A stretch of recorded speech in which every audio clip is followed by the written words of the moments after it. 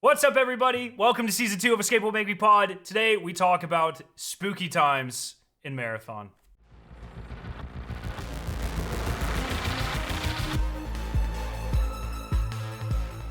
What's up, everyone? Welcome to Season 2, gentlemen, of Escape Will Make Me Pod. I'm Scarrow, joined by my co-hosts Ryan and Jake.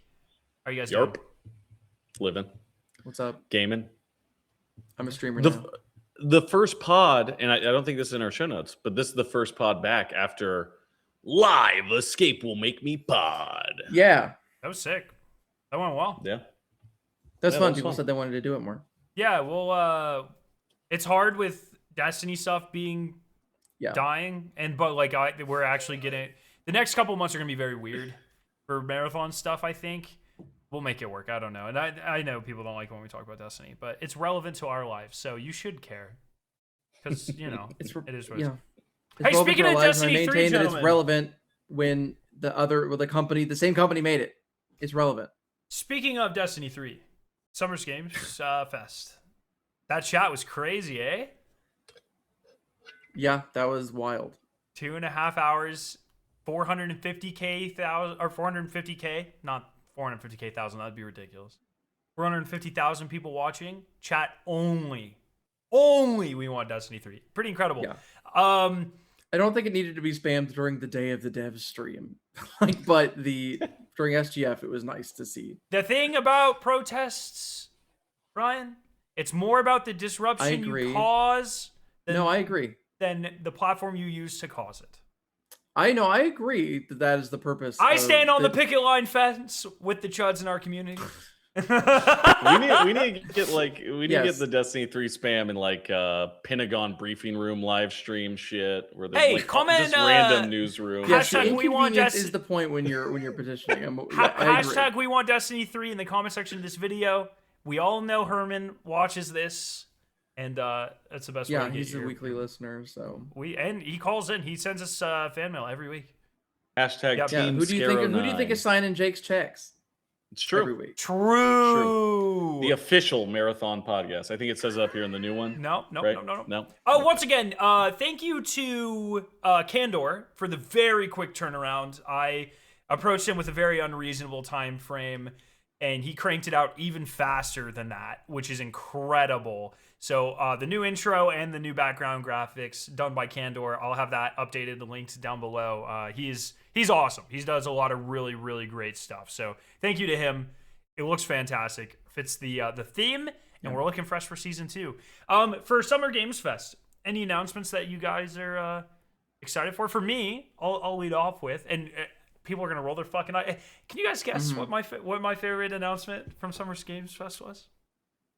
Favorite announcement? I have a list here in front I mean, of I me. know you don't play them, but I feel like Code Veronica would be right up your alley. Especially since Resident it's Evil first- where they thing? showed Is that person. one?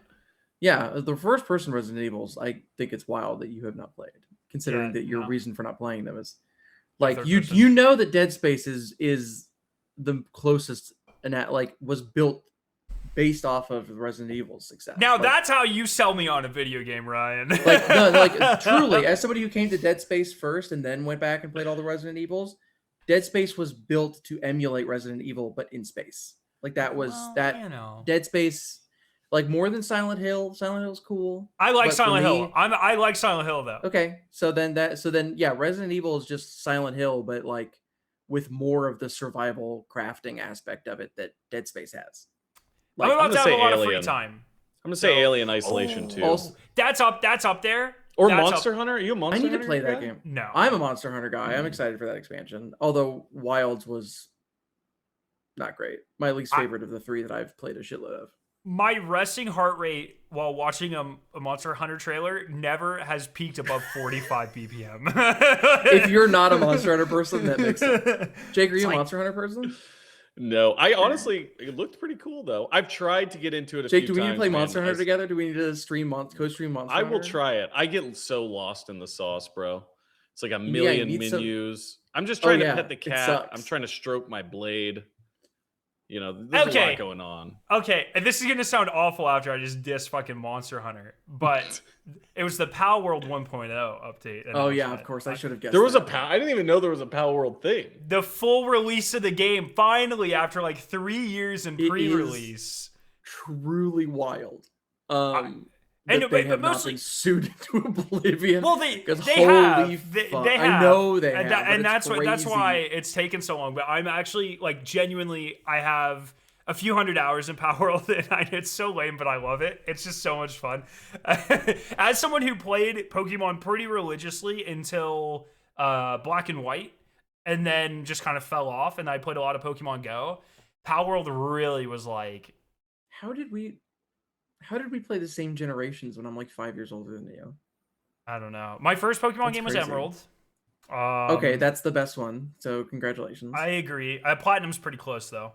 And then, yeah, man, I don't know. So, but Power World just really scratched that itch. I'm really excited. I'm about to have a lot of free time, and the trading card game's coming out. So I'm a Power World slop tuber now. Let's go.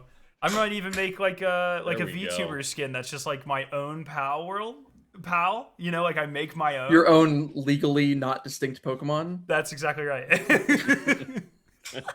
No. Legally distinct. Legally not distinct. I would argue legally not distinct given their past legal trouble, and also the fact that you shows up and you just look at it like Jesus Christ, like. Like I know this isn't Pokemon because I know Nintendo's not here. It's got the guns. It's got the guns. So does Blastoise. Like they just took that. Blastoise doesn't have an AK-47 though. You know what I mean? That's true. No, but he should. Like he probably should. You know what I mean? And there's a Power. I guess that's what Power World is for. But like I think Power World's fun. I'm not saying it's not fun. It's just the type of thing where you're like, the only reason I know this isn't Pokemon is because I know Nintendo isn't here, because the biggest bone they're gonna throw Keeley is a couple trailers that are going to show up on their YouTube anyway. Yeah. Or just like they're like you know what I mean? All trailers show up on YouTube. The Witch Assassin's Creed bullshit looks real good. Oh, 16. Oh, did they show that off? 66. Yes. Amsterdam. Oh, 1699. Is that Assassin's Creed? I was spending a bunch of time trying to read. No. It's from the guy who made Assassin's Creed. Yeah. He's making a new, and it's 1666. And it's it's you're like a witch who's hunting witches or something, but it looks really good. I was confused because the next Assassin's Creed that we know we're getting is Assassin's Creed Hex, which is supposed to be a super witchy Assassin's Creed game. I thought Assassin's Creed was like a turbo live service game now or something. No, they had that. There was like a rumor they were going to be doing that, and then they did Assassin's Creed Shadows, which is the Japanese one. And the one that after that is supposed to be like a woody, witchy one that we have not learned much about yet. Well, shit. Maybe I'm back in my Assassin's Creed era, dude. I played the shit out of 2 and 3, and I stopped playing Assassin's Creed with Black Flag because ship mechanics suck ass. So I played a lot of Black Flag, and I just got annoying. This is the same reason I never wanted ship battles in Destiny, because I've never played a game. I played like Ace Combat. I played all the famous ones. I've never played like a vehicle combat game that I have even slightly enjoyed. I hate every one of them. They're bad. What about like does Armored Core count? I've never played. Or is that different? It's like mech different. Oh, I learned. I didn't. So this is. You guys would have been so happy with this. I didn't know Gundam was an IP. I thought it was a genre. Wow. Yes. Look at you. It's a and Gundam, so I was like, can baby. you just name a game Gundam? Isn't that like naming a game football? Like you can't, you know? No, that's more like Mech Warrior. It's like naming it football. Yeah, dude, so the first Gundam movie is really good too. Super sick, very fun. Isn't Sonic getting that Sonic? Sorry, this is like a little similar, but like, isn't that Sonic racing game getting an Evangelion crossover? What is that? Yeah, they showed a trailer for the Sonic racing games, and apparently those are great, but they're getting like an Evangelion. Yeah, big day for Mecha. Surprised there's no Armored Core there. Yes, but yeah, Gundam is a I know that now. Brand. There you go. Once again, very great. Never been like an anime or manga guy. Like that's just not me. That's crazy. I just like, I don't know, man. I like Invincible is so anime. Yeah, but once again, I watch it for Robert Kirkman, right? Like it's like that's a that's a author loyalty thing. Loyalty is a strong word, but I enjoy his work. You know what I mean? So it's like, I don't know. Anyways, so yeah, that was fun. Jin Atlas, Code Veronica. That was the Shadow of the Colossus. Jin Atlas, the Shadow of the Colossus guy. Yeah. The robot head bullshit. Mm-hmm. Yeah, that looks more interesting to me than some of. Is it Enuma? I think it's Enuma. Some of I don't like Ico. I think Shadow of the Colossus is. I think I played it too late, but it's interesting. Last Guardian, I did not. Did you play Last Guardian? People did not. Last Guardian ruled. Shadow really? of the Okay. Cool. Yeah. Yeah. I mean, Final Fantasy Revelation was huge for me, but I also love those games. I'm so fucking sick of those games. Everyone's like, "Oh, they're anthological. They're anthological, but they always have the same fucking characters." And they say, "Oh, for one final this adventure." is a remake. This is not just like another Final Fantasy. Okay, disregard. I don't agree with Scarrow. Final Fantasy as a whole is good. Okay? Yeah, I think you misunderstand what's happening. Nah, dude. Like... These same fucking characters are like one final adventure. Bullshit. Bull fucking shit. There will be another game or spinoff or DLC with these same fucking goonbait characters in a year, dude.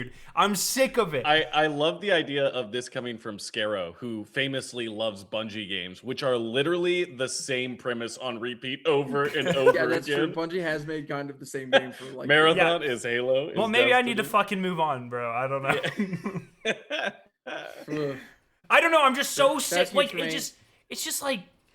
Fuck, man, I'm watching these things. I'm like, God, another fucking anime slasher. Oh, fuck, dude, another racing game. Okay, I do agree with that. Like, I do feel like, especially between the PlayStation Showcase and this, and then what was maybe it was like the Game Awards or something last year. There's a lot of like Asian Souls-like kind of things. The Souls-likes, dude. Jesus Christ. Hits me where I'm like, oh my God.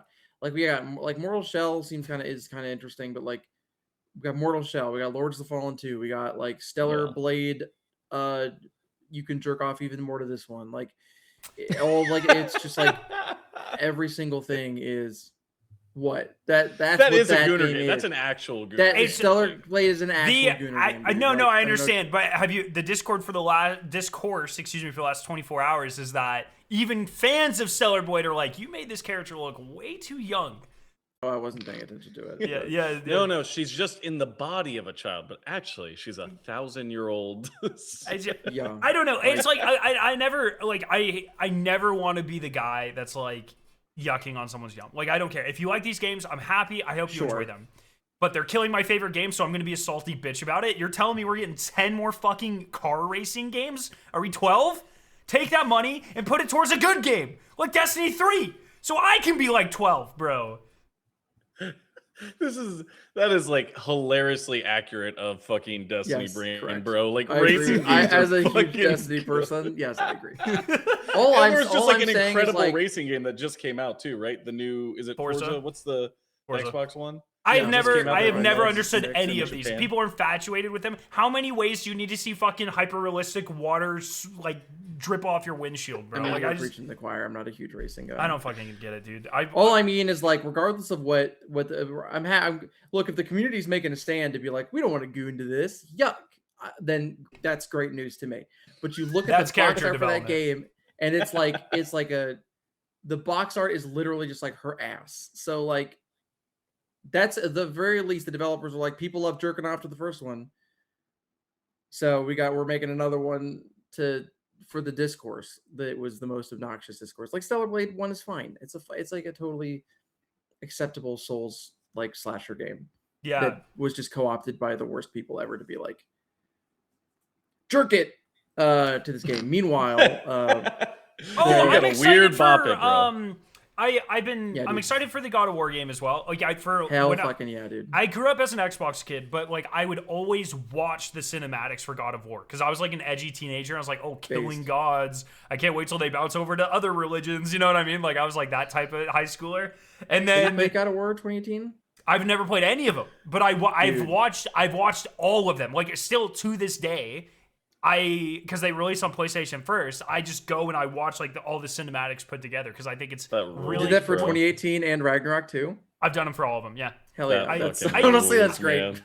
I will say for me, in my perspective, they're not as creative with the kills anymore. Like in the old games, like Hermes like cutting off his feet and shit. Like it was like really visceral, and I feel like they don't do quite that anymore. But I still really enjoy the storytelling. Yeah, and I like that they do that actually, because I feel like it's supposed to be it's supposed to be an evolution of like he's like growing as a character, where it's like there's no, like, you know, they used to be like glory kill type things, and now there's no all the gods that die in between 2018 and Ragnarok. There's a melancholy to all of them. Yeah, there is no like there's no like joy to their I respect that, but also I get as a Supernatural fan, like I like when gods die in fun ways. You know what I mean? Like that's just like You're saying my wife's a big Supernatural fan. There you go, dude. Hell yeah. Oh, I found out why she doesn't like Ice Nine Kills. Yeah, what's that? I asked her about it. She thinks that it's the movie thing is too gimmicky. She just finds it hokey. I don't know. Every fucking metal band sings about like the same 12 things, like and I don't know what to tell you. Whatever, dude. Whatever. Maybe it is gimmicky, but maybe that's why I like it. I am not a theater kid, but when it comes to music, dude, I fucking am such a theater kid. Like some of my favorite bands are just like Ice Nine Kills, Dark Divine, Motionless in White. Like they're all fucking hyper theater kid bullshit, and it's so much fun. So I'll own it. Yeah, there's just a surprising amount of theater kid energy in just saying. Music. Hey, I'll even admit I like some of early Panic at the Disco when it was especially theater kiddie. Like the early Panic at the Disco is very theater kid energy. Yeah, I like some of that. So I'll own it, man. I don't give a fuck. All right, we'll keep going. It's been 15 minutes. And I'm tired, and we haven't even started talking about that. Marathon.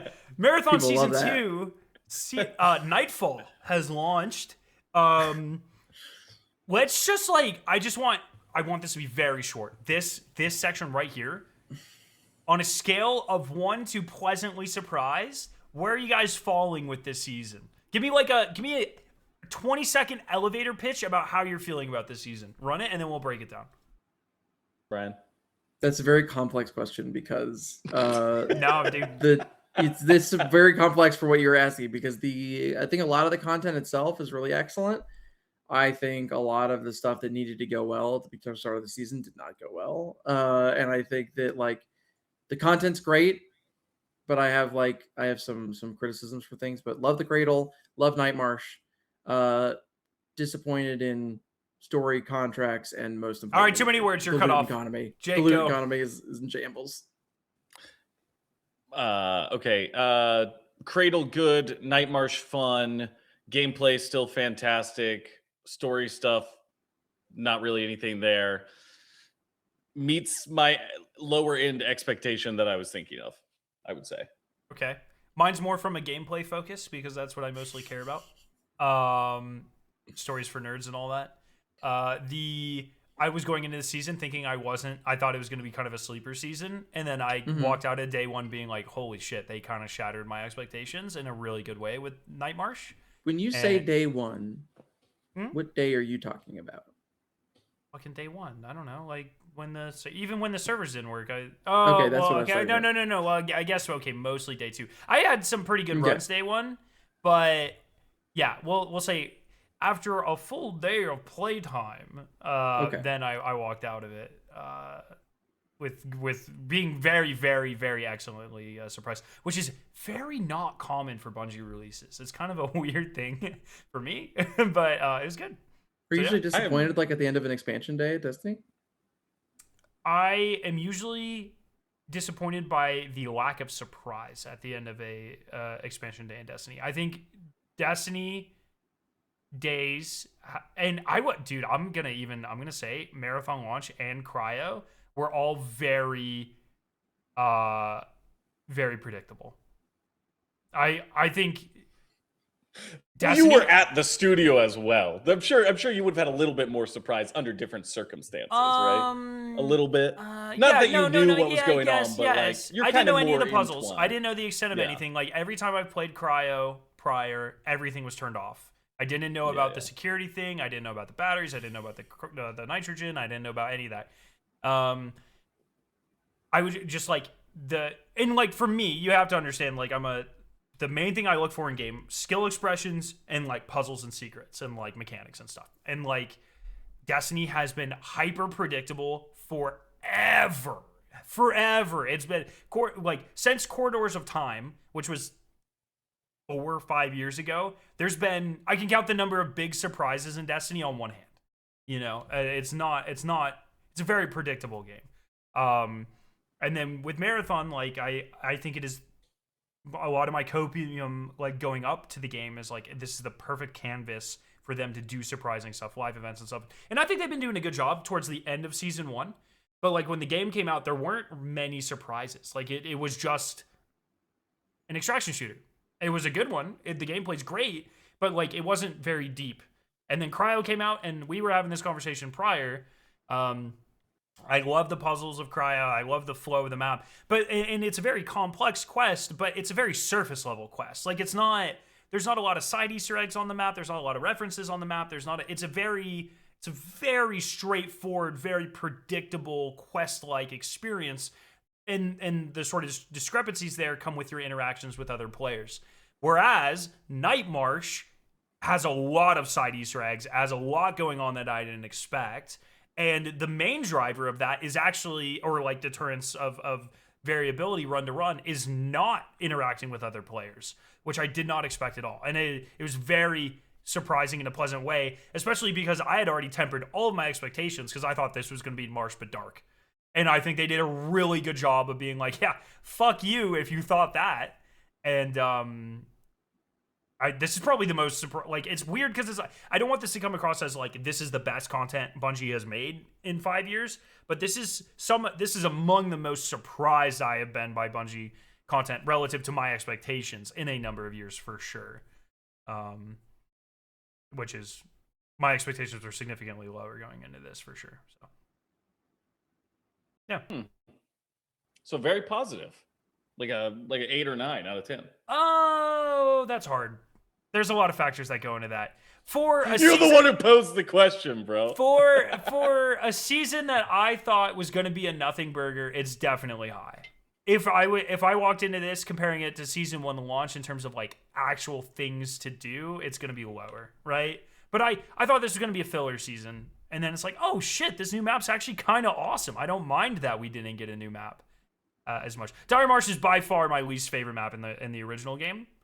Marsh might be my second favorite map in the game. Yeah. And the anomaly did change.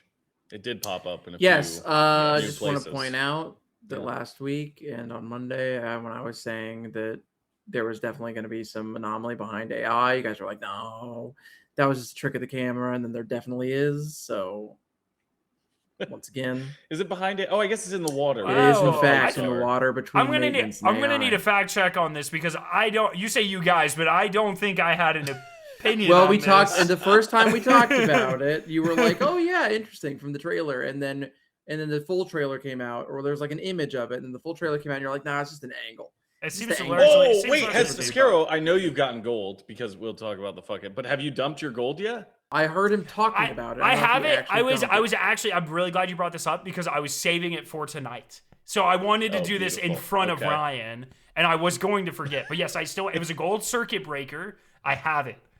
I have it ready to go dump off a cliff. So we can I'll insert that clip here, actually. Good stuff. All right, tell me if you hear people start shooting. You can't hear it at all? No, I can't hear it. That's incredible. Don't worry. We'll be your ears for you, bud.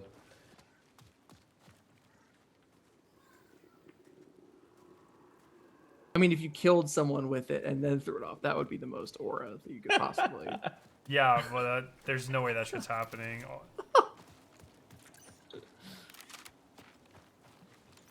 Player. Yeah. Oh shoot.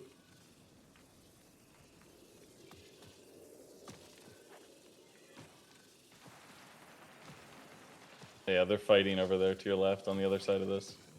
What? Yeah, there's fighting. No, dude. No, dude. No, dude! Dude, your mom's gonna be so disappointed in you. Take the circuit breaker. Did you do yours yet, Jake? I haven't looted a gold yet. Okay. Okay. I've seen golds, but teammates have grabbed them. Okay. In the PvE mode. Jake is like, no, that's too good. You take it. I have Jake to throw it off for the worst gold to pop up. Yeah, right. Oh, yes, I'll take this one. So, the gold waster. Oh no. Oh, jeez. Oh man. Well, that was what it was, right? Ryan, I was with you. It was a gold waster and a gold.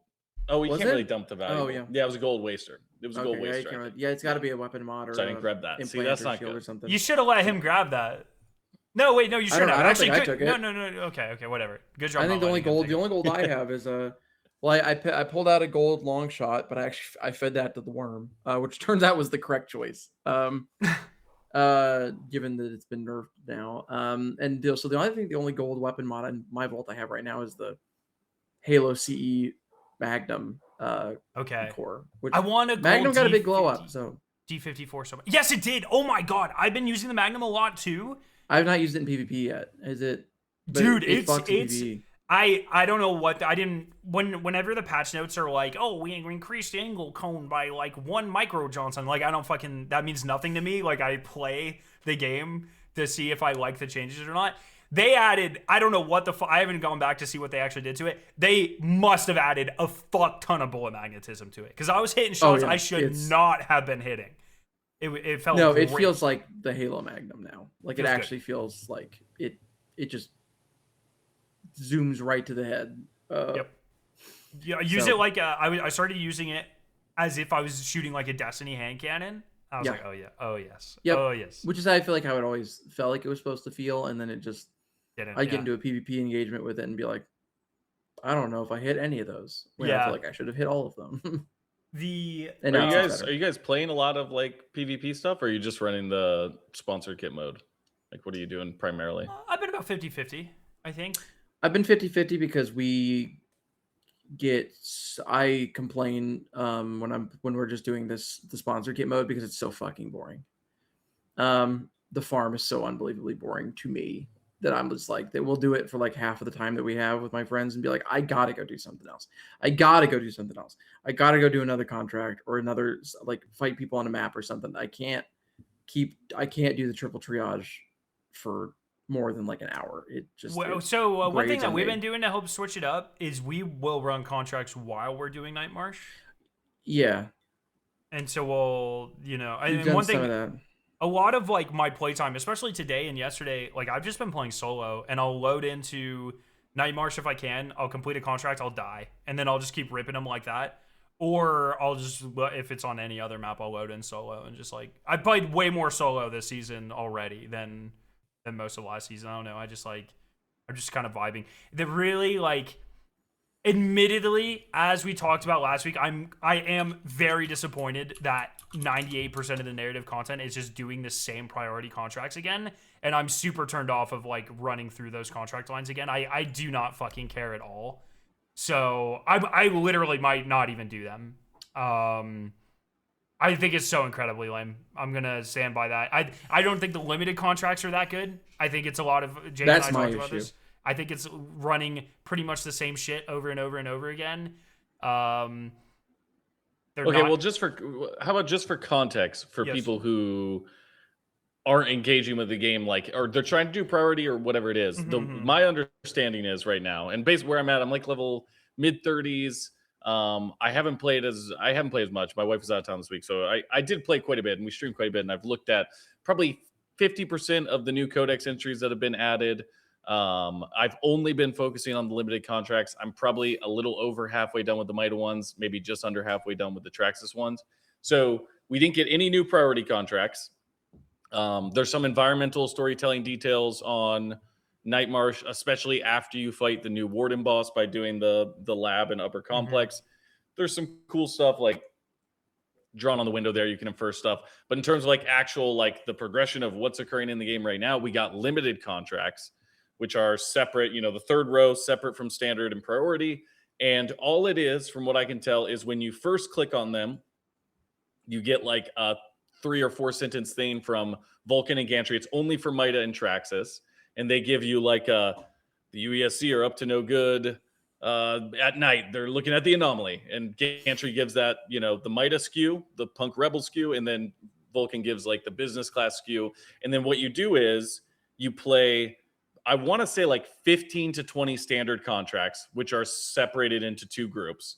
The first group is like a set of limited, they're all like standard contracts. Kill enemies, I don't even know. Use certs. Kill the drone and yeah, decon there is the incinerator anomaly thing, or the incinerator decon, which is like but that's like the only bespoke objective in the entire thing. Yeah, there's one other one that I've come across. It's like do the same thing but with a different name. Right. The incinerator is just new. Yeah. So you do like 5 or 6 of the limited contracts, which are just standard contracts, and then you go to limited contracts 2. A 2 pops up next to it, and you do all the same ones you just did again. But with a second objective, or like I don't even. They were the exact same for me. Or it was like blow up. It's kill more people, or it's like instead of 1 red barrel, it's 2 red barrels. Or like the first time it was like 1 red barrel and like tag 1 area, and then it was like tag 3 areas. The one that I have noticed increasing is the anomaly bullshits, the reverberations or whatever. Oh my god, that goes from 3, 6 to 9, and so you have to kill the entire fucking lobby worth of reverberations, and they're just not fun you get to a lobby fight. that just doesn't have them. Yeah, or they're hidden like in the annoying. they can spawn like super far behind complex and shit. Like they can just spawn in the weirdest places. So, yeah. And then once you do that, once you do like I don't know, somewhere around 10 to 15, Gantry or Vulcan will get back on the horn and they'll be like, man, fuck the UESC. Very little, like not talking about what you're doing really, just like nothing about the anomaly. Nothing about the anomaly. If you hit the story and rewards thing on the limited contracts, it's the concept, the 2023 concept art of the butterfly for some of them, and then like a description of what Mida is. Like Mida is a rebel faction. What it's. So that's that. And then as you do that, I think we're doing 4 sets of it, and then at the halfway point you get 1 codex entry for Mida, and at the end point you get a second codex entry for Mida and Traxxas. So. And that seems to be it. And from what I've read, half of them, I've read the first Trax one, the first Mida one, and it's both just like seemingly about like the UESC. Like one, I think is like what items are they pulling out of the anomaly. The other one is like what kind of tests are they doing or something about their operations up there. So seemingly very little. And if just while we're on the story stuff to touch on, like I said, I've read probably half of the codex entries that are available. I think I've only read maybe 1 or 2 of the gold item, like some of the purple items. Maybe I haven't read as many, but they're all just, from what I can tell, like expanding ideas that have been present. The big one that stands out is the Scrack ones talk about how at the same time the contagion was going on inside of the colony era, it seems like the contagion maybe was also affecting natural Tau Ceti wildlife, but the way that it affected them wasn't like this insane targeted disruption. It was they evolved faster, which if we go, that is a sentence that Gaia said in the April alpha of last year was, okay, the way that the anomaly affects natural wildlife is they evolve what would take million years over very short durations of time. So they're basically reintroducing that concept, but rather than Gaius just discovering it in the priority contracts, you kind of can piece it together yourself via these things. In all of the ones I've read so far, I mean, there's like cool, like little reveals like that are revealing like little details, but not like, I haven't found anything that's kind of like taking a step forward really in any direction. I will say the best codex entries in the game are now in there, which are the runner geocache things, which is like basically a handful of like message boards of runners talking to each other, and a legitimate assassin love letter to a vandal that he comes across, and it is the most cringe thing you will read inside of Marathon. Yeah, it's like, I mean, like those, it all seems of them very are goofy. Intentional. Like very, like hats off to the writing team, because like, Jake rated me the other day and I was asked to read it, and it's a lot. It's like it is. I think Jake, you called it Tumblr core, but it really it's like Tumblr assassin incel shit. for this. It's almost like they're making fun of us. They're literally saying like, you guys fucking suck. You guys are the lamest dorks on the internet if you play this game. That's what it fucking feels like, dude. Especially like the message board. It's like, you know, some destroyers like, yeah, all these soft shells getting in my way when I'm trying to investigate. Who put my shell ID on that anomalous husk? Like, it's pretty. Yeah. It's literally an assassin falling in love with a glitch and then seeing her in every other shell that comes by and insisting that it's her like soul and all the other shells and shit. And it literally ends with him going and standing in the fire rain, waiting for her to show up until his fucking shell melts down to the feet.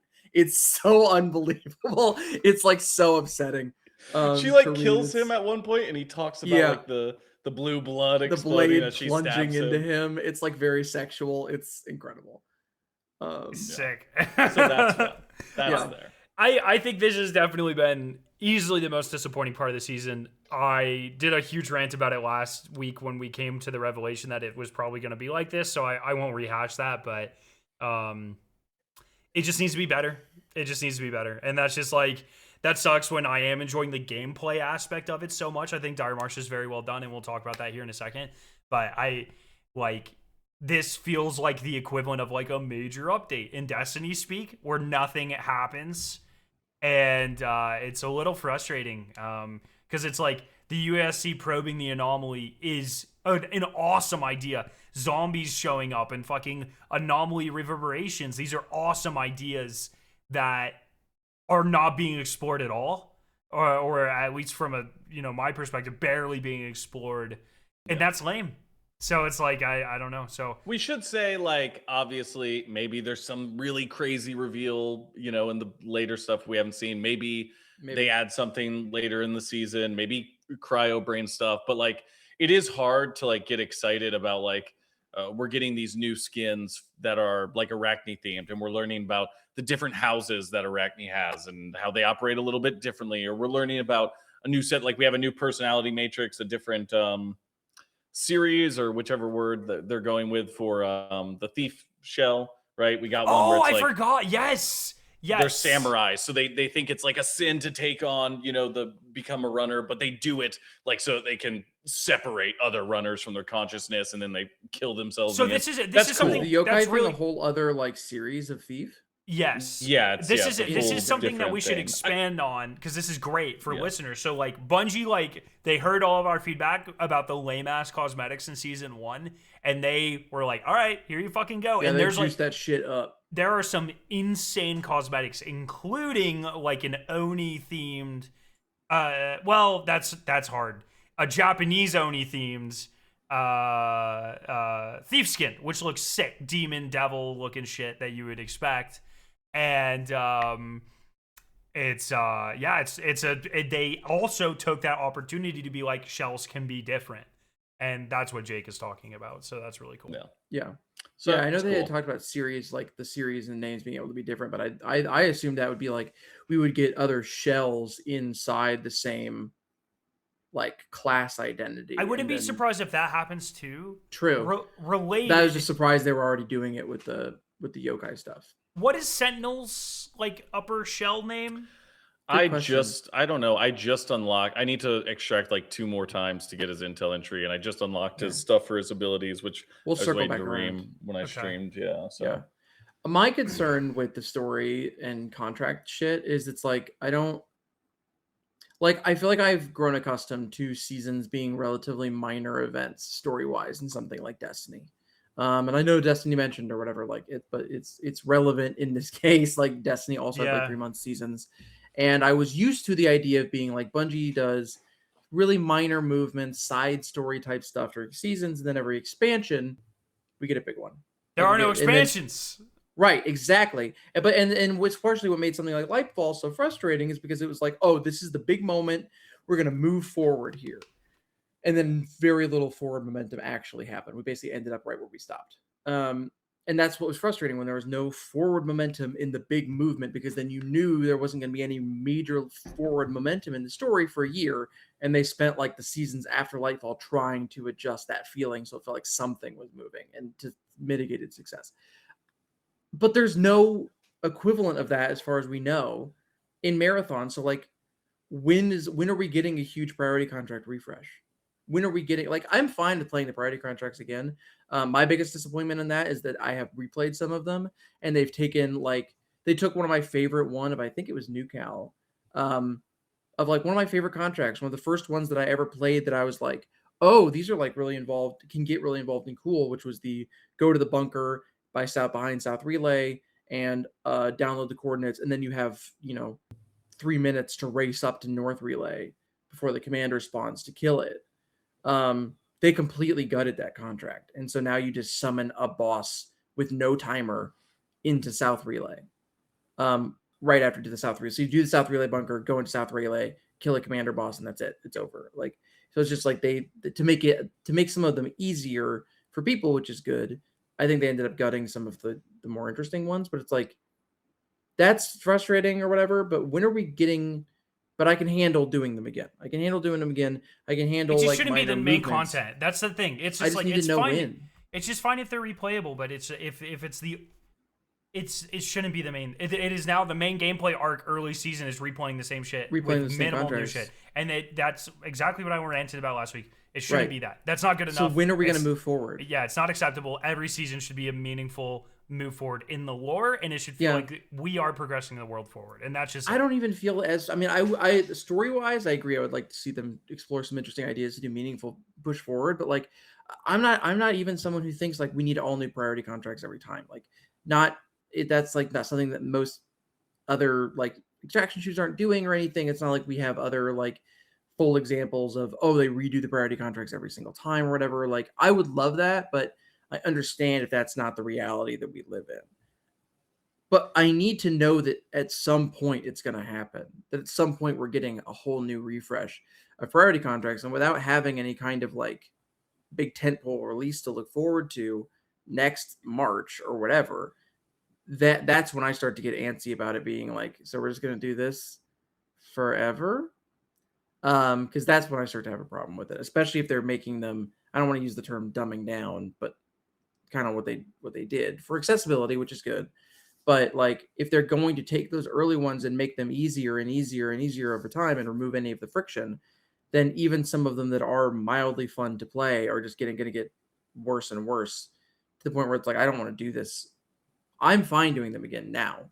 I'd probably be fine doing them again another season, but like season 4, fucking come on. Like I need something. I need to know something is changing.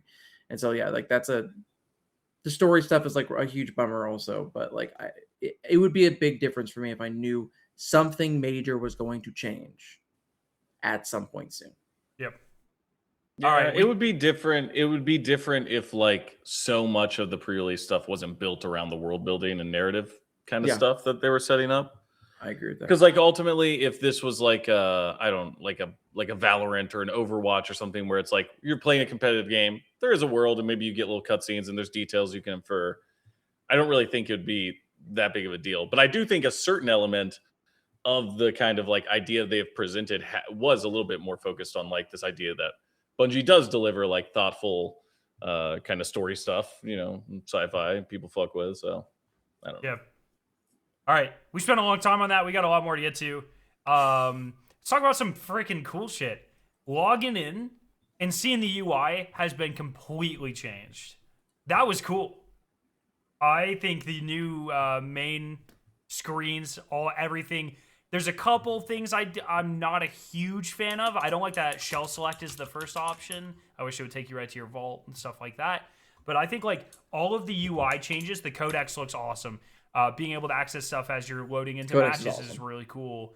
The cradle looks incredible, just visibly. The simplification of the menus, I think everything looks really good. I think they did a really fantastic job all around. Still some smoothing out I'd like to see. The new screens, like the lobby screen, like you standing in front of the tree and stuff. I still want a 3D environment I can walk around in. Yeah. But it's cool. It's a cool, like, it looks a lot better than some ominous black void that has reflective floors for some reason. I think it looks good. So, yeah. Any thoughts on the UI, gentlemen? I don't really care. I guess I don't really care one way or the other. I do think the codex looks less like a terminal. I guess it's more just a menu now. It's easier to navigate though. I don't see. This is one, even like with Ryan saying the stuff about easier to identify. I don't know. Is it easier? Like, I guess it's just me. I don't feel any different one way or the other with the icons changing, with the menus changing.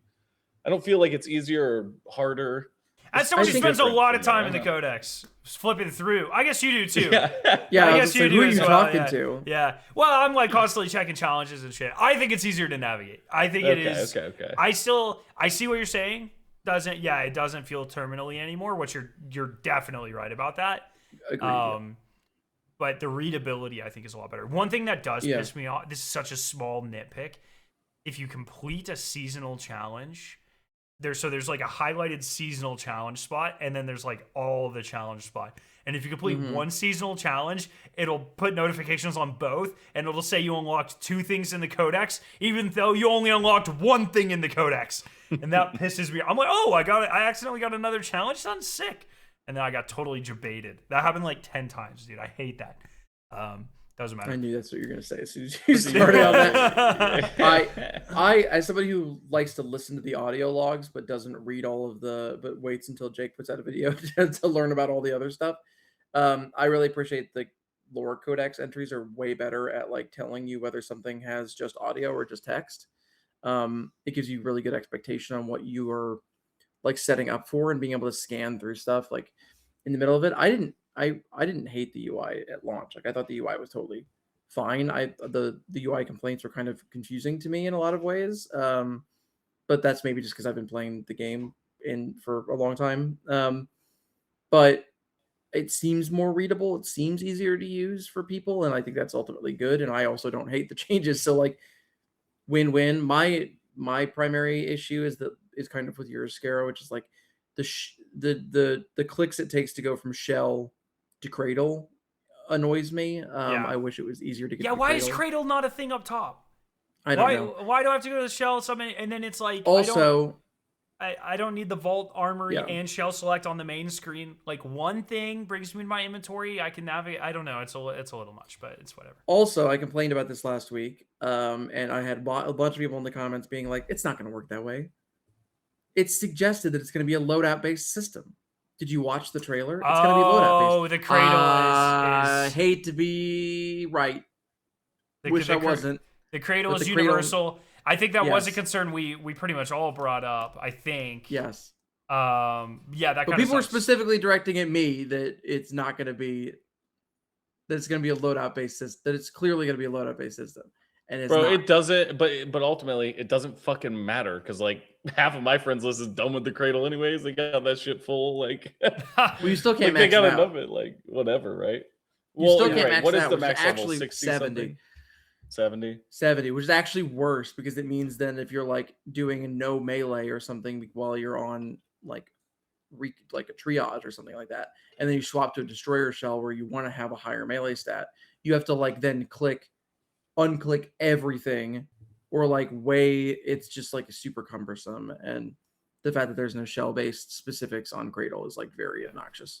But the cradle system itself is very cool. Is sick as fuck. Yeah. I think it's a really, really good significant system. Improvement on the faction upgrades last season. I think I've been really liking it. What was the stat you guys maxed out? Recharge or heat or something. Endurance. What's the heat endurance? Is the. But I mostly play recon, so it's for me it's endurance and recharge are the two that are the most important. I believe I think that's what I grabbed as well. Full knife damage, and then I did full agility, and then I did full heat, and now I don't care about any other stat in the game. I'm good. I'm only level like 35, but I have all the stats I could want in the world, so I'm all right. Yo, when we put shit in the matter converter, I need like a fucking loot crate style fucking animation. I need like a CS:GO opening a box kind of. When I convert matter, you go wah, wah, wah, wah, wah, like fucking Half-Life style or something. Yeah, I want to see Noda come on and chomp on all the guns. That is pretty cumbersome. Where the multi-select is really cool. That's another UI thing that they did. That's great. Having to then. Like, why isn't there a button? Like, I have to then scroll down over the green thing and hit C. That's just like, that's unnecessary. It'll get smoothed out for sure, but like, yeah. It's fine. The minor complaints, cradle system is great. That goes into Sentinel, who, in my opinion, seems like a cool character, but just hasn't had the time to shine yet. Like, I think Sentinel is the cryo character. Yes. And I've been running, I think I've exfilled with Sentinel 18 times. I have most of his challenges done. Seems like a really cool character. Obviously, and I wish Outpost. yeah. To an extent. Yeah. It's hard because Outpost has fewer Pinwheel. teams, right? So it's like, it's one of those things, but I have been liking the UAV ability, like where you can see people through walls and stuff. That has actually been way more helpful than I thought it was going to be. The motion sensor, yeah. The motion sensor. It is very good.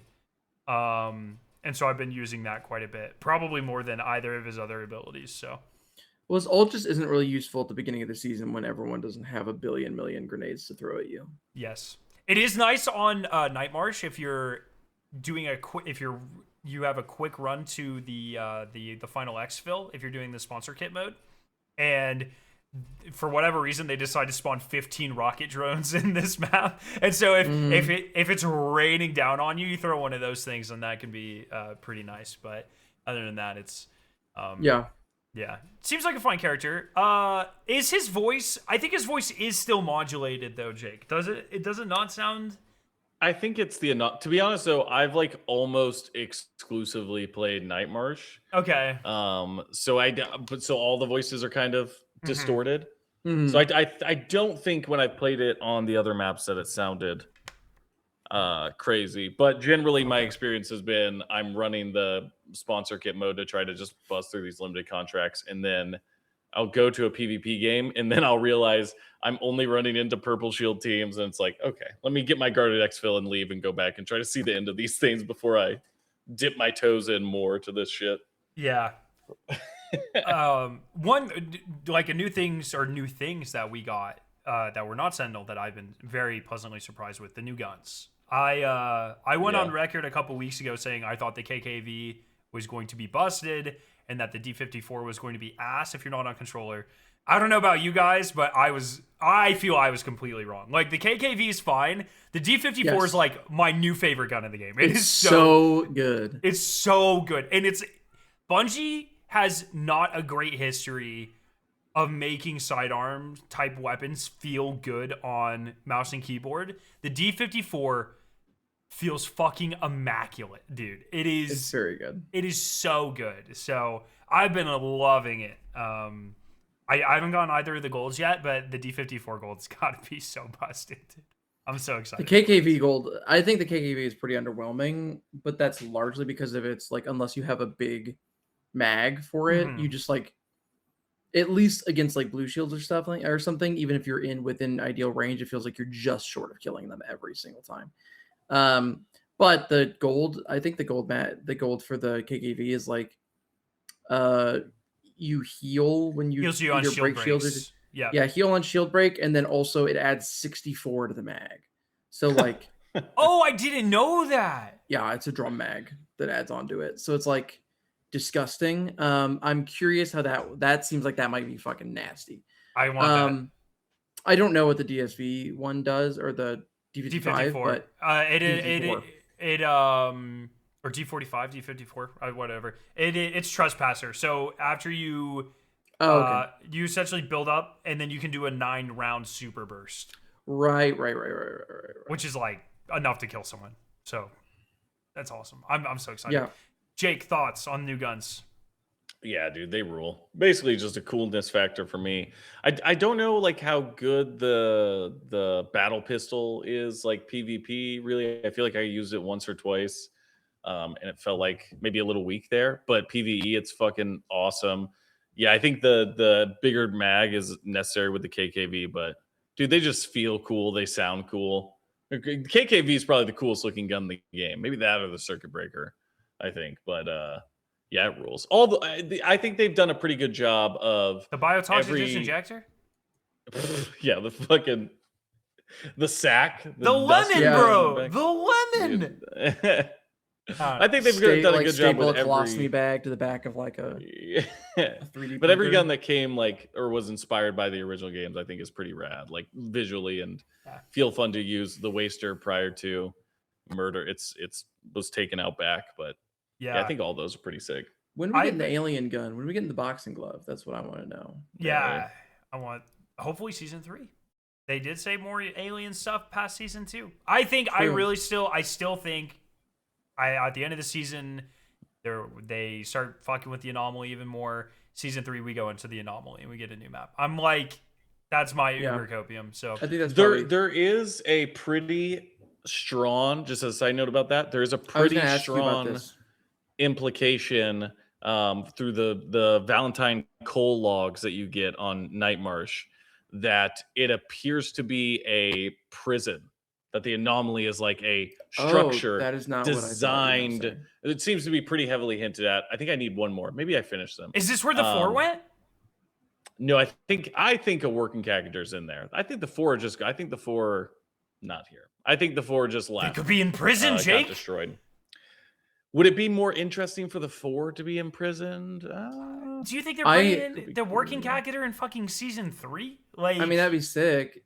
I mean, like, I think this is could Bungie. learn about we're not seeing the working character until fucking season 20 billion, bro. Like, once again, 12 years in, and we don't really know what the Traveler is. So my skepticism on seeing the working character actually show up and get answers on it is low. My thing is, like, regardless of I think what makes sense, I think at some point we have to be trying to think from a game perspective. Like, they have to figure out a way to bring the 4 in. Like, it feels like the 4 are too iconic to never show up in the game. I don't think so. I think about everything else they've done. They've been so direct on not kind of like trampling on stuff from the original game. I almost feel like they want to not involve the 4 at all, almost. Especially now that we know, like, okay, at post compiler room, that's not even a hint at the wasp. You know, those are just ticks. Yeah. Like, it seems like they just kind of want to avoid that and maybe do their own thing almost. Yeah. It feels like that at least. Although, like who was Scarrow Ryan just said, the alien, like, they did use that terminology for a reason, right? Yeah. Alien things. Exactly. Yeah. Well, I mean, like, I had heard tell, and by that I mean I saw a thumbnail for a Geeky Pastimes video that I have not watched yet. About the best way to get knowledge, the best way to consume anything, thumbnails, and then normally bring very it on this podcast is non-AI generated, by the way. No, yes. He was saying that there are teases, what he feels like are teases in the codex for where we might go next, for what a next map might be. Do you know what he's talking about, or should we just be like, everyone go watch the Geeky Pastimes video? That's a lot of people should do that. People should do that regardless. But I'm curious if you've seen anything that you feel like is. Okay, so the thumbnail is incoming maps, parenthetical, rampant speculation ahead. Sure, but I'm curious. I'm trying to think of other location. They talk about the communication. People or the should go watch the video or something. Geeky Pastimes is a good dude. They talk about, like, that location, as like the point of contact planet side for the contact event for the 4 in the reinterpretation guides, which is that's another thing we learned is, like, so they did the psyop to convince people that the alien invasion didn't occur, but they were also probably using neural amnesia implants on people, so people were really getting all fucked up and confused about that. They talk about like a dormitories or like a housing quarter in the pet prototype codex entries. So I would love to see a more urban kind of like area of some kind, living. What if the anomaly like absorbed some sort of like space station or ship thing that is kind of similar to and base or whatever, and this like large scale area, and whatever happens is in observatory. Like, I'm just thinking in terms of, I'm not saying everything has been hinted for this, but like if the anomaly belches out a location like that at the end, like due to whatever the experiment is happening in observatory, a map that is a kind of like floating space station that is all anomaly fucked up would be. I mean, like, the part of the anomaly's deal is it's trying to like replicate copies of things, right? Like it's been doing that with the runners. It's been doing like it makes you hear voices that are similar to yours. So like, can it not just make a fucking mirror location of something? I don't know if it's not like duplicating things. It's like even the husks. It's like animating corpses, right?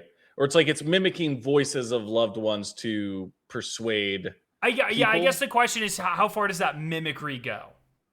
Yeah. Is it auditory? Dude, but this is all. Listen, can it make a Cacador, G4 sunbathing? Like, can it make a that's fucked a great up question. version of sunbathing, and just like I vomit think it that into the sky above Marsh? The anomaly is a construct that was designed by the Yarrow to prevent humans from coming here and fucking with it, because it's a prison for the working Cacador that they removed from Earth. Well, it's doing a very bad job. The big thing. Yeah, but the Yarrow it's doing an incredible job. It's doing an incredible job because it's literally the contagion that manifests from it, Telomyces mosaica. The thing that makes it so incredible is that it randomly mutates to whatever the least possible thing for us to confront is. Even the runners, think about it, we've been here for one season and already the anomaly has worked backwards. It's reverse engineered a way to take over the shells that are here. It's all that it does. And is something going to show up from the anomaly? Something already has. The working Cacador manifested a whole pyramid, which is what I've been saying. We fight our way up through the marathon to figure out what's going on with Durandal. That reveals the grand plan that coming to Tau Ceti was about unlocking this ancient alien deity for control based off whatever bullshit the chaotic, tumultuous 2400 period back in Seoul. So now we've gone up, we've conquered the marathon. And what is that emerging from the anomaly? A pyramid. Now we go down. We go down into the pyramid. We got to drop a nuke on. Wait, sorry. Are you talking about the pyramid that you can see on Outpost? No, I'm talking about fucking pathways into darkness, baby. A pyramid that is manifest of the dreaming god. I'm like pretty certain there's a pyramid. They're not no, they're mountains. No. The thing, there's a structure. There's like pillars going up to a structure. There's pillars and it looks like a mountain though, and I saw a thing where someone sent me. It could be. I'm not gonna say it's not. Yeah. But it looks a lot like the mountains. And somebody did pull it out like in a 3D thing and post a bunch of pictures of it. And it seems like it's just the same shape. It could be. Which could be cool. But Bungie I just like when we activate Jake. Teasing. I just like when we say something and Jake goes into like. So where do you think the pyramid is? You think it's going to spit out a pyramid? I'm a little confused. It's going to manifest a pyramid. A pyramid map would be sick. Yeah, that would be sick. Then bring those enemies in. Here's the problem with the pyramid map, though. Is it going to be another super close corridors map? Because I think like whatever next thing we get, it has to be open air or something. So like maybe they do like maybe they do something almost like sorry for Destiny, for the people Destiny haters out there.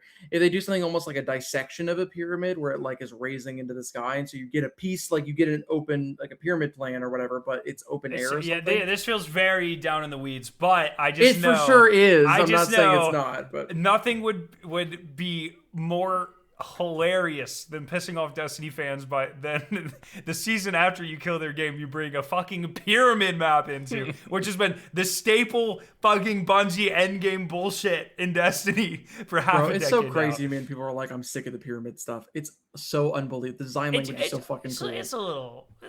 No, they could keep making. They could keep making Battle Disciples just like a top tier raid for me. They could keep making stuff in pyramids forever. I do enjoy like every time there's a pyramid raid, they mess with the aesthetic a little bit. Yeah, exactly. But, it's malleable. I'm ready.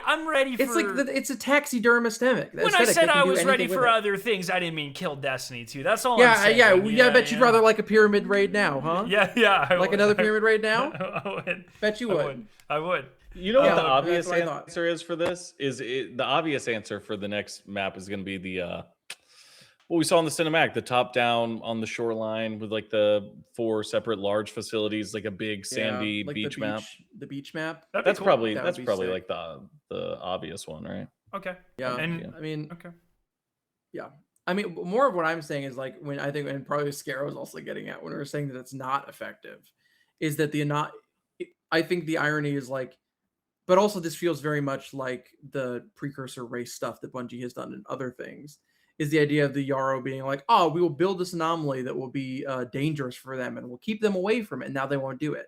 And it's just like the innate human curiosity that they go like, well, we got to go fuck with that thing. We got to go fuck it. That's the whole reason we're here. Like to fuck with the anomaly. So in like our world, we get rewarded more for fucking with it. So we're actually fucking with it more. It's just bad. You really it's very Forerunner to be like, we'll build this thing that can destroy them. So they'll stay away from it, and then people are like, no. we got to get in there. We got to get in there and fuck with it. Like it's just a higher old racist idea. If I'm the like, Yarrow, they're not going to destroy I'm it. hiding this shit on perimeter because no one will ever fucking find it. No, who's on perimeter? Just put it nowhere. Put it like in between all the key rooms. No one will ever. I think I have find only dropped perimeter and Night Marsh this entire season, actually. Okay, well then put it on Outpost. Put it on fucking Cryo. No one will find. Oh my god, you put it in the fucking ice pit and Cryo. Holy shit. Anyways, yeah, gotta be security level 6 for that. We kind of danced around everything, but I guess let's talk about Night Marsh itself now. Yes, I was about to say we have not talked actually about Night Marsh. A complete evolution on the Dire Marsh map. I think at 3v3s or in trios, I think it's 5 teams. It might only be 4. It's hard to tell now because there's the variability. I believe we have played 4. I believe we have fought 4 other teams, but. It's hard to know for sure. We've also been playing a lot of duos, so it's like, duos is a great addition as well. So Night Marsh plays completely differently. There's always 1,500 billion things to do on the map. I feel like the anomaly spawning every game, the convoy spawning every game, the warden is spawning every game. Like I feel like everything is happening every game, and this like sort of RNG factor to find the observatory labs key to make it up and do the pinnacle activity on the map adds a really fun dynamic thing to the map, even in the sponsored kit mode, which we'll talk about here in a little bit. But it's like it truly feels like a roguelike map, and it is just awesome. Every run is completely different. There's so many of these small little tidbits that change. The location of the reverberations changes. There are these secret Mida caches that can spawn in like 4 different locations that if you have a dark side scope, I'm checking for every time just to see.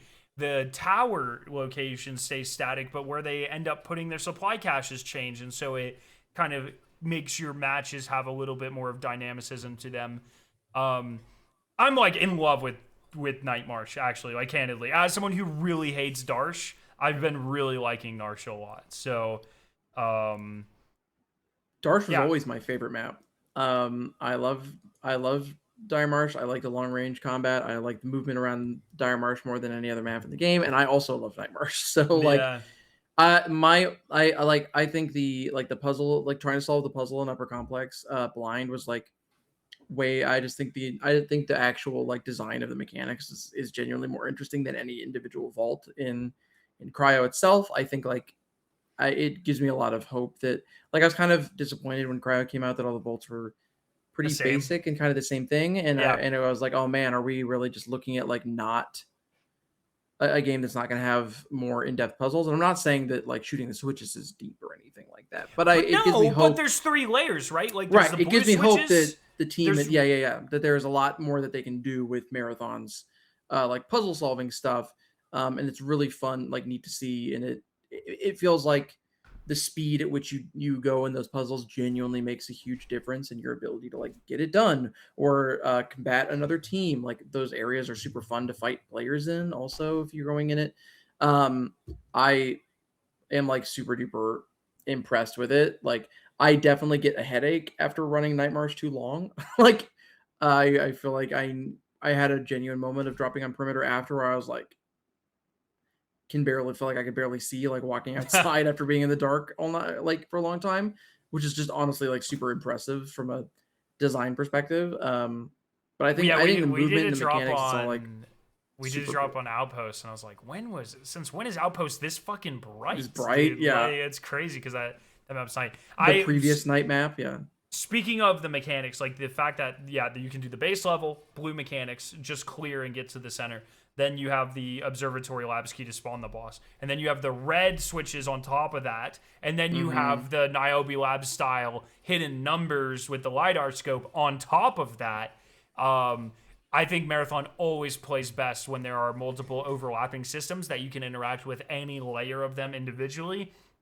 And I really love the design of this one. Even if it's not like a huge community event or anything, I think it is very replayable. I think it feels very good, very well executed. Dangerous enough. Like the new Warden's really fun. The fact that the shell husks, the anomalous husks spawn as you get deeper in, and it switches from USC to husks, and then a combination of the two is really cool. Yeah, just like genuinely so good. I've been having so much fun, and I have a take. I think I might switch. I might save this for next week, but I have a deeper conversation I want to get into with this sort of thing, and I think would actually probably be a really good episode by itself. So I might save that for next week's conversation. So okay. Yep. Jake, Night Marsh. Pretty fun.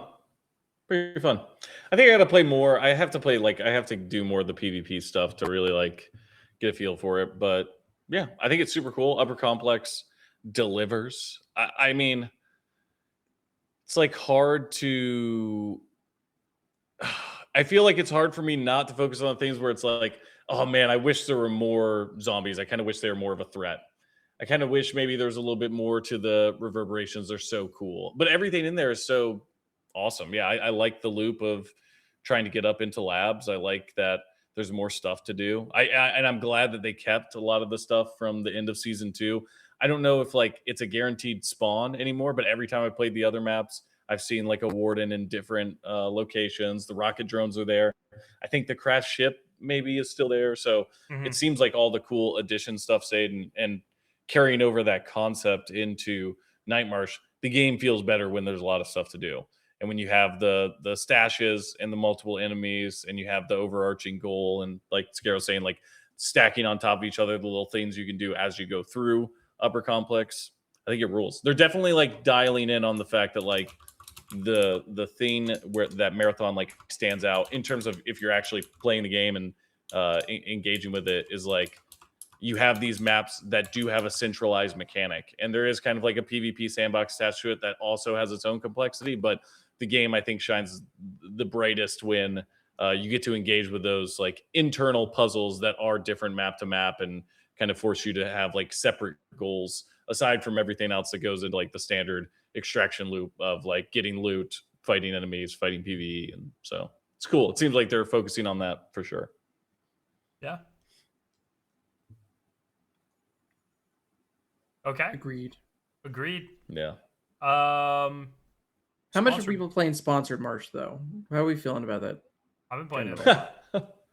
Yeah, I guess. Wait, this is all just leaving out the huge crazy thing that I feel like, which is, I don't know why the fuck we even wiped. Why did we wipe? Was there any point to the wipe? Because everybody has all the shit, bro. Like that's another. I guess I'm also leaving this part. I feel like a hater, but also it's like what, like I said earlier, I have not gone into a game where I did not run into multiple purple shield teams. I don't know if it's I don't know what it is, but it's like what was the point of that? And I don't know that I hate that. Like I do think that I enjoy when the game has all the best shit in it. Like I am like kind of maximalist, like fucking all the wardens. I think that's cool. If you're like popping keys, you're hearing keys go off. Everybody has cool shit. I think that is good.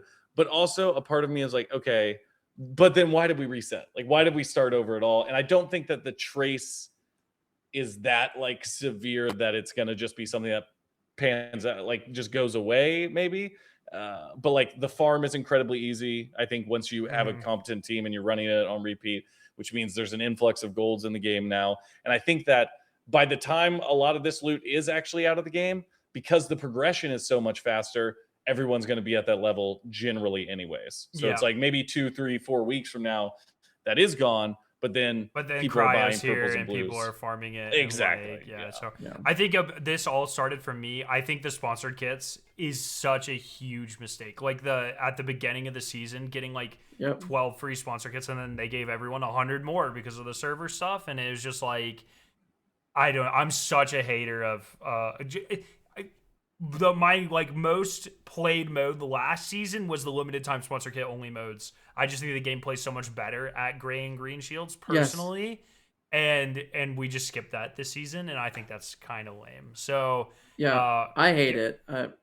I'm fully like a hater of the current, and I think things are kind of in an irrevocable state at the moment.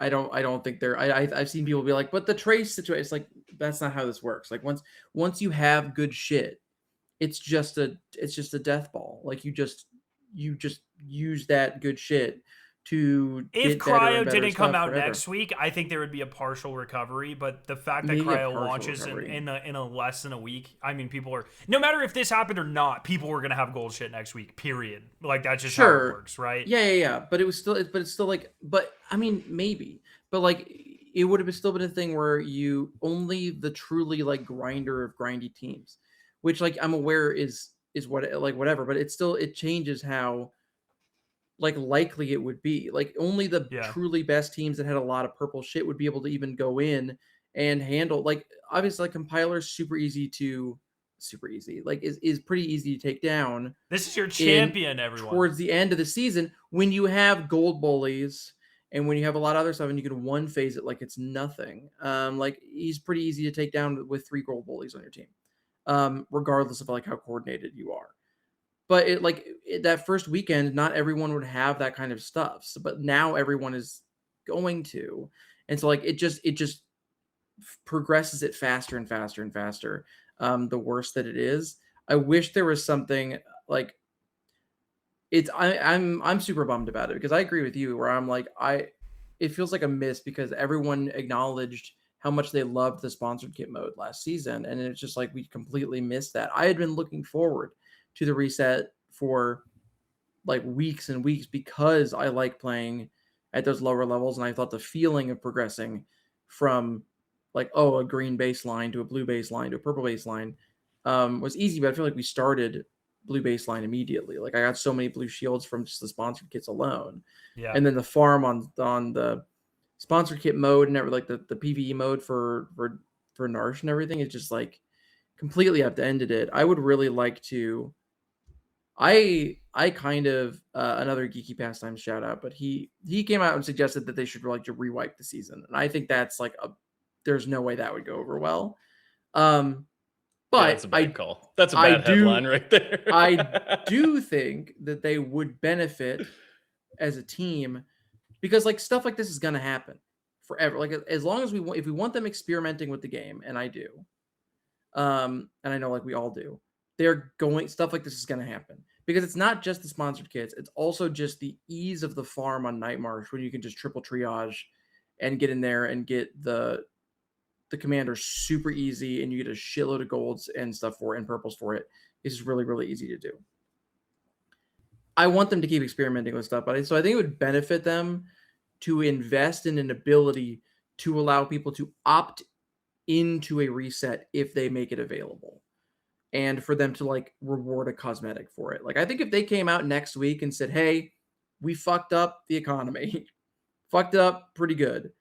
So we're going to take a knife skin that we were going to make, they were going to put in the store, and we will give it to everyone who voluntarily resets their account. You don't have to, but if you voluntarily reset, we will give you an exclusive knife skin that will only be available for this. I think like 80% of the hardcore players would do it, and it would do a lot to but fix also think of the PR, dude. I can say, woke Bungie balances game wrong. You know what I mean? Like I don't think, but they have already come out and acknowledged that they goofed it. So like I don't think the PR is bad. I think that's I think I disagree with you. I think that's good PR. I think the bad thing is to not acknowledge I don't think there's a world where an extraction game wipes a week after wiping. I don't think there's a world that's good PR. There is a way. But you got to give it. That's why it's an option, not a force. And then you basically say, hey, you get this free. Unless the anomaly opens up, the working Cactuar comes out and takes the loot from my fucking hands himself. I don't think. No, bro. Durandal, we broke him out of the Cryo Archive. Now he's able to hack the system and he gets all of our shit. He matter converts our shit, bro. I do wonder if they have like if I was them, I would have like a break in case of emergency bullshit lore thing. Like that, right? Just in case. That's what I'm trying to say. Like a break in case of emergency. Hey, we'll give you something special if you just reset your account. We'll give you a voluntary reset. Because I would. The problem is they already advertised it though to the people who are upgrading from the free. Right? They said, "Oh, you get to keep your progress if you." So that puts them in a tough spot as well. Yeah, that is true. Oh yeah, I mean, like the game under that. But that was the correct choice, also. That the whole PlayStation debacle thing. If people don't know about that, for me, like, look, man, the balance is going to be fucked for another 2 months. It was already fucked. I don't care. Mizrahi is still stupid. It's whatever. It is. It sucks, but it is what it is. For me, the more interesting conversation, personally, is okay if they're going to start to swing more towards PvE in this game. They're going to run into a very similar problem Destiny ran into, but worse, where you need to really be cognizant of how you're balancing the loot of PvE and PvP and how they affect each other. Are they separate sandboxes? Are the best PvE guns hidden behind PvP? Blah blah blah. And if they're going to be continuing to experiment in these areas, which I do think they should. Obviously, so much of Marathon is designed easier. Cryo's a great example on the PvE side because PvP is the main source of challenge and unpredictability. And so when you remove that, it just becomes a fucking, strike farming simulator.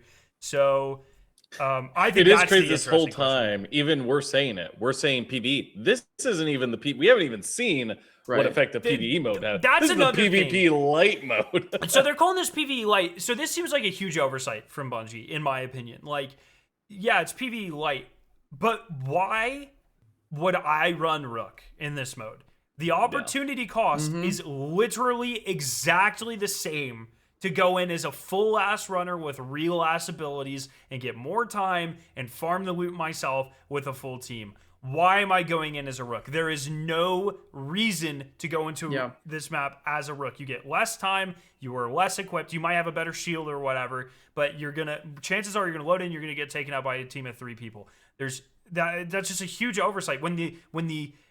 Rooks make sense because you're not risking anything in regular gameplay, whereas to be a runner you are risking something. But in this mode, you literally cannot risk something if you are a runner. Yeah. It is, and you're forced on final exfil, so it's guaranteed a confrontation. You can't even scurry around and be a rat. Yes. Yeah. That just seems like a huge oversight from them, and I don't really understand how that happened. But it is effectively a PvE mode. Yeah, I think they need I hope that the actual PvE mode is like a bespoke thing, because now when it is the way that it is right now, it's basically just like a PvP thing that they have taken the PvP out of it for the most part, and then not balance the loot appropriately. And so I think it's way better for them to just have more bespoke PvE experiences if they go down that route, because then they can balance it specifically for good PvE stuff without having to take something that already exists and make it a separate experience. I kind of think that I think the lab's observatory key just shouldn't spawn in the sponsored mode. And I think that would solve a lot of problems. Because then I think because it still allows you to get in there, you can still use it as a way to test the mode and try to progress forward, but it saves the actual big cool boss fight that you get a lot of cool rewards for as something that is done when you must risk something, which is inherently part of the entire genre. Is without risk, it's risk reward, high risk, and it allows you to practice. It allows you to do all that other stuff. You can still get great shit out of Convoy, and you can get red keys out of Convoy and everything. That's totally fine. It's just, but it's random, and also Convoy's tough to do with the amount of ammo that you have without farming up. So you have to do some work in the mode. The boss fight is just too. If you just do triple triage, it's just too free. Or even just double triage. It's just too you can just mitigate too many problems with it. Destroyer single-handedly one phases it. Or, exactly. It's kind of crazy. And so it's and I think it's important to say it's not about gatekeeping the encounter or gatekeeping the loot or anything like that. It's about making sure that it's balanced to the point of it. The entire point is I think that the old loot was fine for that room in PvP Marsh, normal Marsh, because every time that we've gone up there past starting on Thursday, it was contested by at least one other team every time. And so it's dangerous to try and get into that room. We had one encounter where we had another team that was waiting on the other side of the door, and we basically postured to fight them for so long that we couldn't do the fight. We ran out of time because it was too dangerous. And so we had to leave. And so we didn't get the final room that we worked the entire match to do for, because we weren't aggressive enough, or they weren't aggressive enough, or we didn't, we were too worried about getting, busted in on the way that we busted in on someone the match previous. And it was amazing and super memorable. When it just becomes something that you can just really reliably farm over and over again with no danger, that's not about gatekeeping. It's about just the most efficient thing then to do with everyone's time is to go spend hours and hours and hours doing 3 runs of this every 20 minutes. and just farming up over and over again. And if you want it to be valuable and lucrative and everything, which I do, because it's a super cool and engaging thing, then it has to have some sort of threat against it, or this is what becomes the only way to play the game. And I as somebody who thinks the sponsor kit mode is just kind of boring without any kind of threat of PvP, I just don't think that's great for the game. But I think they could have really solved a lot of that problems if it's just like, hey, you can practice the big puzzle in this mode. We want it to be practicable. We want it to make it more approachable, but you can't actually fight the boss because the key doesn't spawn. I think that would have solved a lot of the problems that we've had in the past week, because really the sponsor kits were bad, and I definitely want to see them get rid of that. But it's the farm that is really the biggest issue right now. Also, if the enemies were a challenge, if the I know you guys joke, fucking what's his nuts fucking quit because they were hard, but it's like, bro, I've died once. I was playing with someone who does not play a lot. It was a random thing where the rocket spawned on top of us, like complete and total fluke. Playing with someone with very low gameplay experience and admittedly like not super cracked at it, we were able to do everything on the map, just duo basically, except for the labs boss, just due to time, right? But it's like, even with the new enemies, the game, it's not, the PvE is still not like a legitimate threat, even when you don't have shields, basically, especially with the caches. Yeah. It's hard because they're more of a threat in the sponsor mode unless you're running triage. And then it's like, it just triage once again completely negates the healing economy in those modes, which I think is something that is going to have to be addressed at some point. But I don't know. This is a larger problem with triage in general, because he's very useful at the beginning of the season and then very not useful towards the end. Yeah. It's hard. The changes to the self-res do make triage a lot better, which is nice. Like, this entire thing is like, it sucks because it's awesome that we have such a different gameplay loop to run in Marathon right now, and I find it really fun. I like the farms personally, but I've always liked them in Destiny too. Like, my sort of, my brain works in a way where if once I hit like optimization on a farm, I'm in that flow state. That's when I get my special interests, like, dopamine boost for sure. So it's like that's my good stuff right there. So I've been really enjoying it. It sucks that it negatively affects the rest of the game. Yeah. But also I'm kind of at a point where it's like, I don't know how much I'll play Cryo this season anyways. Like, I'm already like, I don't know, we'll see. I'm not too keen for it, but we'll see. I don't know. I think it brings up so many interesting questions about the future of this game, which is what I want to talk about next week. They just got to make strikes, bro. Just put strikes in the game. Design the enemies to actually be tuned purely for a PvE experience. Give you some sort of tangible reward that's like Cradle XP or something. Save it for next week. I got a whole thing, buddy. All right, let's go to the. Oh, well, okay, we haven't talked about the server issues in the PlayStation Store. I really don't care. I mean, if you guys want to talk about it, we can. Every fucking Bungie release has server issues. I get it. It sucks. Except for Server Slam and Launch a Marathon. And April Alpha last year. Okay. I haven't had any server issues. Okay, now I understand. Yes. Okay. This is new from Marathon. This is baby's first server issues. Now I understand. Okay. I remember. I kind of, Jake and I were talking about it on Tuesday, and I definitely too erroneously. I was too gung ho about it on Twitter for sure. Thought that it was like a DDoS attack because they were the servers were so clean otherwise, and I kind of had been speculating that maybe given some of the vitriol against the game that it was going to get attacked.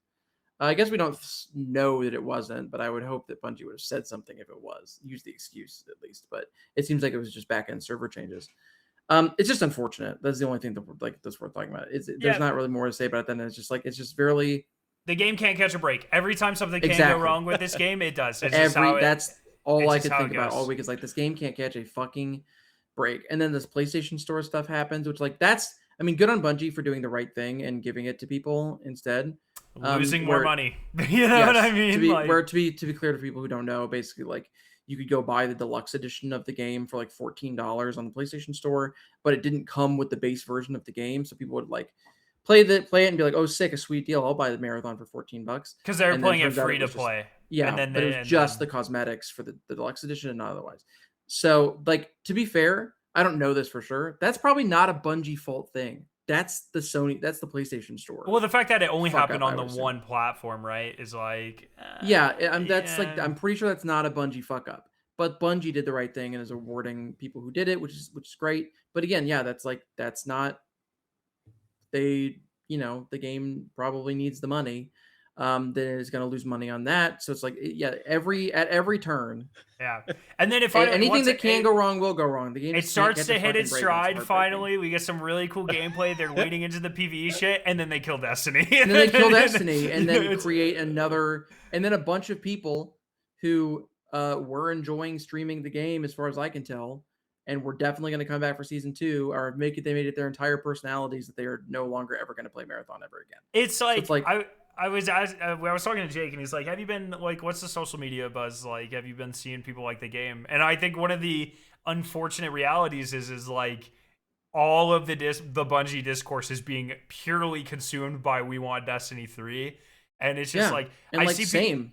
I also want Destiny 3. Yeah, we all do, but it's just yeah, man. It is.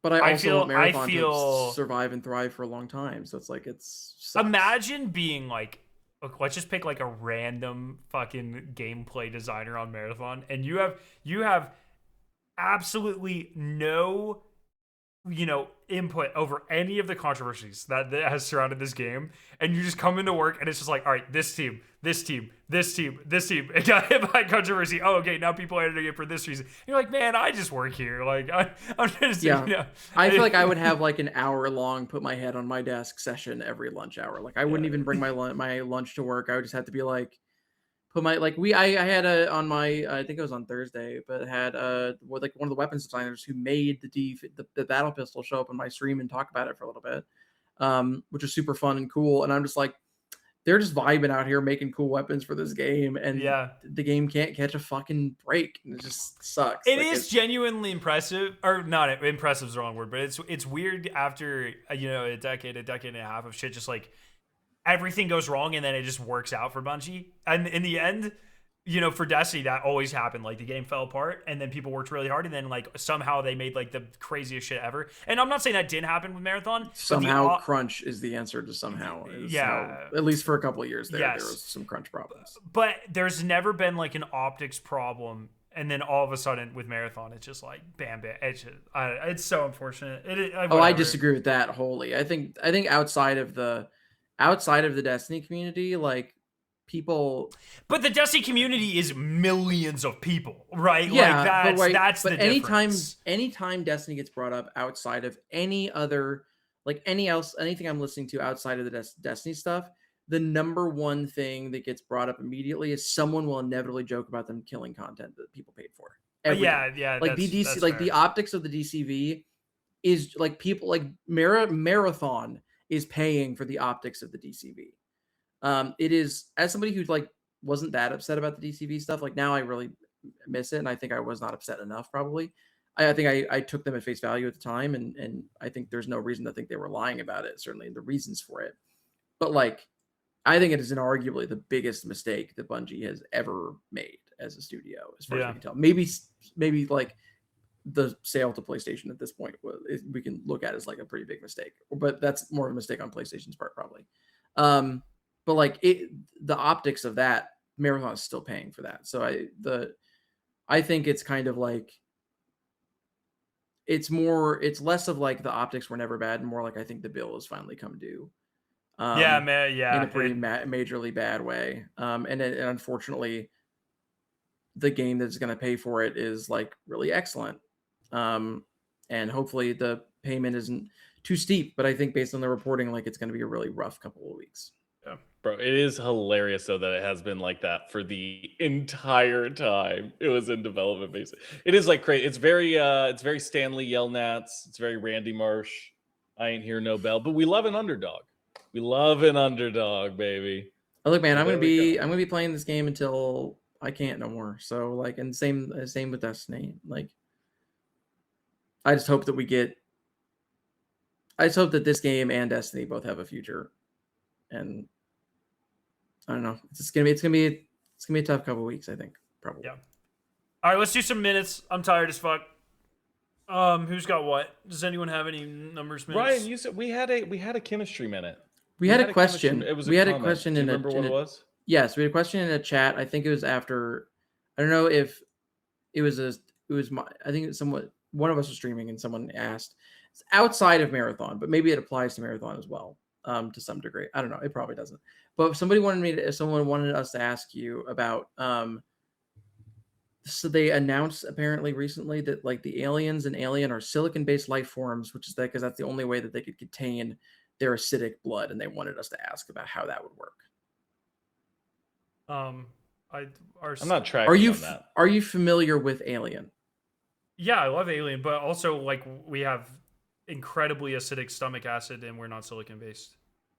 Okay, can you go into basically what would need to be required for the alien's blood to be contained then? Because it chews through like everything. It's a little different than like stomach acid. Maybe it's not.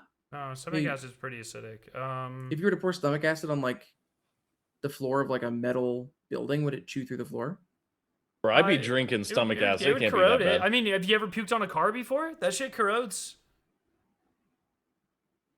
Can't say that I have ever seen in a car. No, I puked on a car. Yeah, I puked on a car. Puking on a car is a staple, dude. That's like a. I'm not saying I haven't puked on a car. I mean, I don't think I have. I've puked in a car, but I have not. I certainly have not left the acidic like puke on there long enough for it to corrode.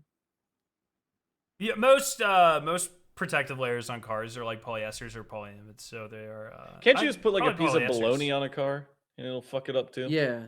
Oh, bologna's acidic, bro. It's actually probably not. It's probably basic. I'm trying to think. Do they bleach bologna? I don't fucking know. Anyways, wait, is a bologna orange juice? Is a bologna just orange juice? Actually, could be. This is an interesting question. I mean, I don't know. There's plenty of. I don't even know how to start answering this question. Sounds like no. It sounds like it's kind of basic. I don't think they would be required to be silicon based. Also, like, I'm just very confused by the question. I don't know. It's like there are plenty of examples of creatures that use acid and us that like I think certain fucking spiders have acid that they spit at people and bullshit. Like I don't fucking know. Is there anything that needs to be specialized in order to like, or is there any kind of like material that you know of that is present in those creatures? I know biology isn't your thing. Yeah, I'm not really a biologist. I don't know. Okay, I'm sorry if I fucked up your question. Pivot. No, I'm more. The fact that they're calling xenomorphs silicon based is actually really bothering me. I don't think they. Wait, is that what they're saying? I don't know. No, I may have fucked up the question. I don't think that. Jake, what do you think is happening? Jake, restart. I think question be like, if alien bleed, it make hole in spaceship. All air go out of spaceship. I bleed, hole no in spaceship. Oh, why their stomach hold acid make whole spaceship? Yeah, I think it's more about like how does their body hold in? Yes, I'm sorry. Maybe I fucked up the question. How does their body hold in that acid when the acid is strong enough? No, I'm taking over this question. Okay. What I'm going to my thing is okay. Why is the alien's blood acidic and ours isn't? No. Sorry. Yes, Jake. Yeah, I fucked it up. Jake got it. Or ours isn't as acidic, I guess I'll say. But that's actually a really interesting question. It is likely because they like. If I had to guess, I like Alien, but I'm not like fucking studying xenomorph biology. Like I don't fucking know if that's even been explained or whatever. I would imagine it's probably to aid in digestion in some way. Either it's connected to their saliva system. I think they're also in some of the lore-based stuff that they've expanded to. Like they're genetically designed to be like as dangerous as they are as well. Specifically I think there's a lot of lore where it's like specifically to humans. Like they're like I think a lot of Prometheus they're designed to be super duper duper dangerous. So like it's a conscious choice to make them make But their also, Put that it's on like, their Wikipedia page. it's like, It's okay, designed to be the super way duper the duper way dangerous. our digestive system works is like we eat stuff and it goes into our stomach and then it gets broken down through stomach acid and different enzymatic processes and then absorbed through our body. Well, I can definitely see a way where you could hypothetically, if I'm playing God for a second, be like, all right, well, your blood is your digestive system, and that way it cuts down the number of steps before the things find their way into your blood. That would, I don't know, I'm not a biologist, man, but I think that would be a cool thing to like write about and posit about. I think that could be kind of fun. And so, you know what? That's what I'm choosing to believe. I don't know if I'm trying to remember if there's cases of xenomorph saliva being acidic, and I think there is. I think I remember that from Alien Earth, but I could be making that up. There's a lot of sci-fi and it's all vaguely similar, but fuck, if I'm like, whatever, I'd say like, okay, all their bodily fluids are, now the thing you got to ask yourself is like, okay, how do they reproduce? Well, they lay eggs. Never mind. I was gonna ask if they're. You asking how acidic is xenomorph cum? Because I don't think they do that. That's what I was gonna ask. Yeah. Yeah, no, I think you answered your own question. They have eggs. They lay eggs. That tall one the question, from Romulus, though, he'd be nutting for sure. Oh yeah, that guy nuts hard. Yeah. Because that dude's like a hybrid. So that definitely guy is part of it. He gets it on basketball player style. Yo, what about the anomalous husks? How are they all fused together? Is that just heat? Is that just like some physics shit I'm going still unsure if because they explode into nothing. So it's like, are they? I'm still personally. Well, they explode into body parts, right? Yes, they do. And then the body their parts limbs go away. fly everywhere. Oh, do they? Okay, the Yeah. only thing, from my perspective, I've only seen them disappear into that like clouded dust. I've not when that seen happens, the limbs. that shotgun, if you like slow it down or you look really closely, you can see like their synthetic limbs go like everywhere. Like they explode they go flying. Interesting. It's like, yeah. It's weird. If I'm the anomaly and I'm trying to deter. Okay, I'm putting myself in the space of being the anomaly. Being the anomaly. You are the anomalous. And like the last thing I'm doing, like, so like, let me draw another comparison. In Dead Space, there's a very similar thing that happens. There's a necromorph that's a baby. And the baby does the same thing. It gets close to you and it explodes. And the reason that works from an evolutionary standpoint is because you see a baby, you want to go pick up baby. And so when baby explodes, you die. But in Marathon, you see another runner, you don't want to hug another runner unless you're that one gooner guy from the Codex floor. The assassin dude. Yeah, that guy. Yes, exactly. That assassin wants to. Exactly. But like, so if I'm the anomaly and I want to make something that's as dangerous as possible to runners, I'm not picking something that's already dangerous to runners. You know what I mean? It just seems like a bad strategy. It's like, oh, don't shoot. It'll never shoot this runner because it only shoots runners. Like, I don't know. Yeah, but it's working with what it's got. I get. What it's got is a bunch of dead runners. You know what would work significantly better would be resurrected Fellini corpses. True. Butthole included. Yes, absolutely. Dead Space style. I saw that there is lore that confirms that Fellini, like, doors just open for Fellini. Is this like partial? There's a ghost cat. Is this that was from season 1, I think. Mm-hmm. Oh, that's not new. No, that's partially. Darsh. Yeah, that's the collectible. Oh, sorry, people. That's partially why people speculating that there's something related to Durandal. I thought this was further confirmation in Marsh that this relationship existed, but it's my fault. I was scrolling through Reddit. Yeah, my bad. I shouldn't have done that. Yeah. Okay. So, what the fuck we're talking about? Oh yeah, the anomaly probably has some sort of matter bending bullshit. So it's like it'll just fuse shit together. I don't think it matters, or it welds. If the Yarrow can make a prison to do a space god, surely they can find a way to like wirelessly weld shit together. Like, I don't fucking know. Is the shotgun blast of the anomaly husks blue because that's the same color as the shell blood? That's a good question. I always just thought it was because it was a reused Screeb asset, but that's a better much better explanation. I think it works both ways. I think that's a much better explanation than mine. Especially because for mine, they could have just color like palette shifted it. So yours is a way better. Speaking of Dead Space, I got my Ishimura. Oh, there we go. Hoodie on. Fuck yeah. So it must be changing the blood of the runners to make it something that would be harmful, right? Cause damage. So it's changing the coolant blue blood shit, right? To be something dangerous. Oh, well, I mean, maybe this is just confirmation that runner blood is pyrophoric or combustible. Yeah. I mean, it's definitely not pyrophoric because we see it in. I was more thinking that it's not necessarily that it's like. I mean, if blood, I mean, I guess it's a question I would have. Like, if you got like human blood to the point where it was boiling and then you poured it on somebody, would it burn them? I'm assuming, yeah. Yeah, I mean, it's water. No, it actually would heal them.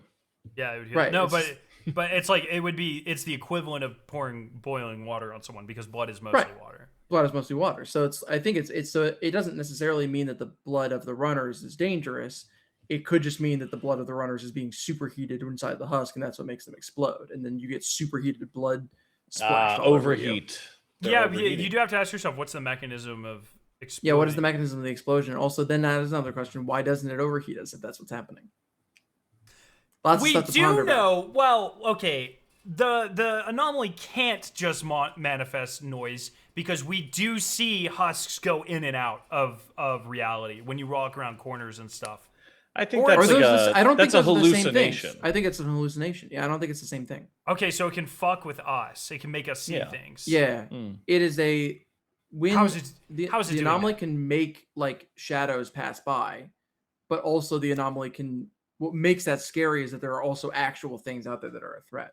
I've seen that happen with bots too. I've seen UESC like run across the screen. Yeah, the shadows are there's we didn't talk about it fully, but like shout out to I don't know if you guys have been jump scared by a monitor.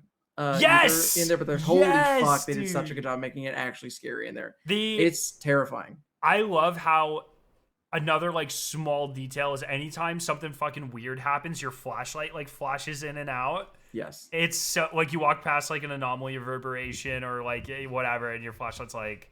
They did a really fucking good job with the aura of this map. I think they did a fantastic job. Oh, and the anomalous transport drone blipping in and out all over the place. Like it's so fucking obnoxious. Yeah, it is, but it's like a cool little. Yes. Okay. Yeah. It's like I can see it being like, oh, the anomaly's like, oh, the player wants this, so I'm gonna. Well, really, it's the part of the anomaly is in it, causing it to teleport. But the idea that the anomaly's like, I know exactly how to fuck with these people as efficiently as possible. I think that's a really fun idea. So, but yeah, okay. If you use the volt thrower, does it? I thought I saw this. It but does. Does it? Okay, it does. All right. Yeah. It does. I had one straight up yesterday, just like. 10 bullets just straight up curved and turned like 180 back and to they fly like 1,000,000 miles an hour because I think they still think that they're pretty close. Yeah, that's the weapon you got to use. For that one to the husks. No, what is this tech? To the drone. So you remember how in D1 with Truth you could lock onto someone and turn around and it would Vault Thrower does that shit. It's really cool. Oh, so it'll follow the anomaly after it teleports. That's amazing. That's fantastic. All right, rip the marathon minute. I want to go to bed. Actually, I want to watch the overtime of the Canes Vegas game, but then I want to go to bed. I do. Really I think we continue I'll try to do a numbers thing we can end with, but the marathon. I want you to chat. I actually was going to ask you about the husks anyway, Jake. So please continue on.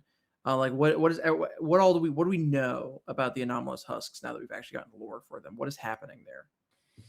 Trying to think. I think the only thing that I've read is the codex description for them, and then in which I think kind of I forget the exact wording, but it kind of describes like we don't know what this weird thing is. Like we don't know what the fuck's going on with it. They're anomalous. I think both that and the reverberations were pretty like sparse on details. But we see in the geocache, the runner geocache things, the boxes, which are a collection of like message boards or personal writings from individual runners who are having experiences.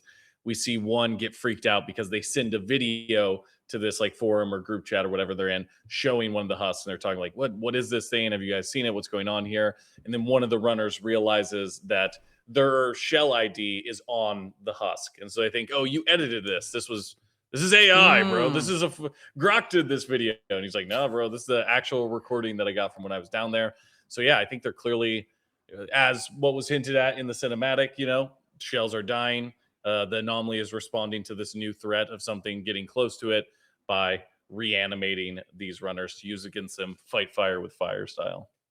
Interesting. You're really good at that 1 minute mark, dude. Pretty good. Yeah, dude. The way you hit that is crazy. Yeah, I finish in a minute. I'm pretty good. Nice, dude. Pretty consistent. Yeah. Like that, yeah. A lot faster than that Xenomorph guy, that's for fucking sure. Okay, so numbers thing real quick going that's I think is worth talking about. I'm going to try to do like we're trying to angle two things in once here in like 5 minutes or less. Okay, so the Steam numbers aren't great if you look at it and like Jesus hold Christ. Hold on a second. Okay. I'm not yes, Steam numbers are not great. And they're certainly pull not the Steam chart. I think you would want them to be. Let's not pull up the Steam chart. I don't want to. I'll pull it up for you. Hold on. I'm fully good. That's actually the opposite of what I'm trying to get to. The point is that like, and I swear to God, I'm not trying to start shit. And please don't tag me or Tim in anything like this. But like, Paul is out there crashing out about people getting mad about him reporting on Steam numbers, and he has the right to do that if he would like to. But I think where it is misguided is this idea of like, there is really a conflation on both sides of here of like how important they are. They're not nothing, but also they're not giving us nearly as much information as someone like Paul would want you to believe. And I think it's one of these situations where you have to be cognizant at all times when you're dealing with this stuff of like, what do people gain from your engagement? And so like, I'm not saying that this means that like you can't trust somebody who's to gain something from anything, but it is worth thinking of and remembering that like if somebody is regularly reporting on Steam numbers, they benefit from that because it's something very easy and quick that they can pull up and throw a story together for, and people will always click on it. So the more valuable those numbers are reported to be by that person, the more they benefit from it, which does not necessarily speak to the quality of the data. It just makes you want to think about like, what is the benefit here? I would just be very skeptical about how much they actually mean, because we have to talk about, and this is where I'm getting into the second point here, quicker than I thought I would. We have to think about why player count matters. And this is important for Destiny as well in the next week. Yes, those are the numbers. Again, I thought would hope that those would be better on a free week. So yeah, I'm like worried and sad about that. And partially part of that maybe is the server stuff, but again, you're going to get what the server stuff really fucked up is probably less of people not giving the game a chance and more of giving us that big singular number all at one time. The point is like, why does player count matter when we think about it? Like, what is the benefit there? And it is the idea that like for every certain number of players that are in the game, certain number of them are going to spend money on microtransactions. That's just the truth of it. Marathon has 3 major buy-in points that you can spend money on the game to keep it going.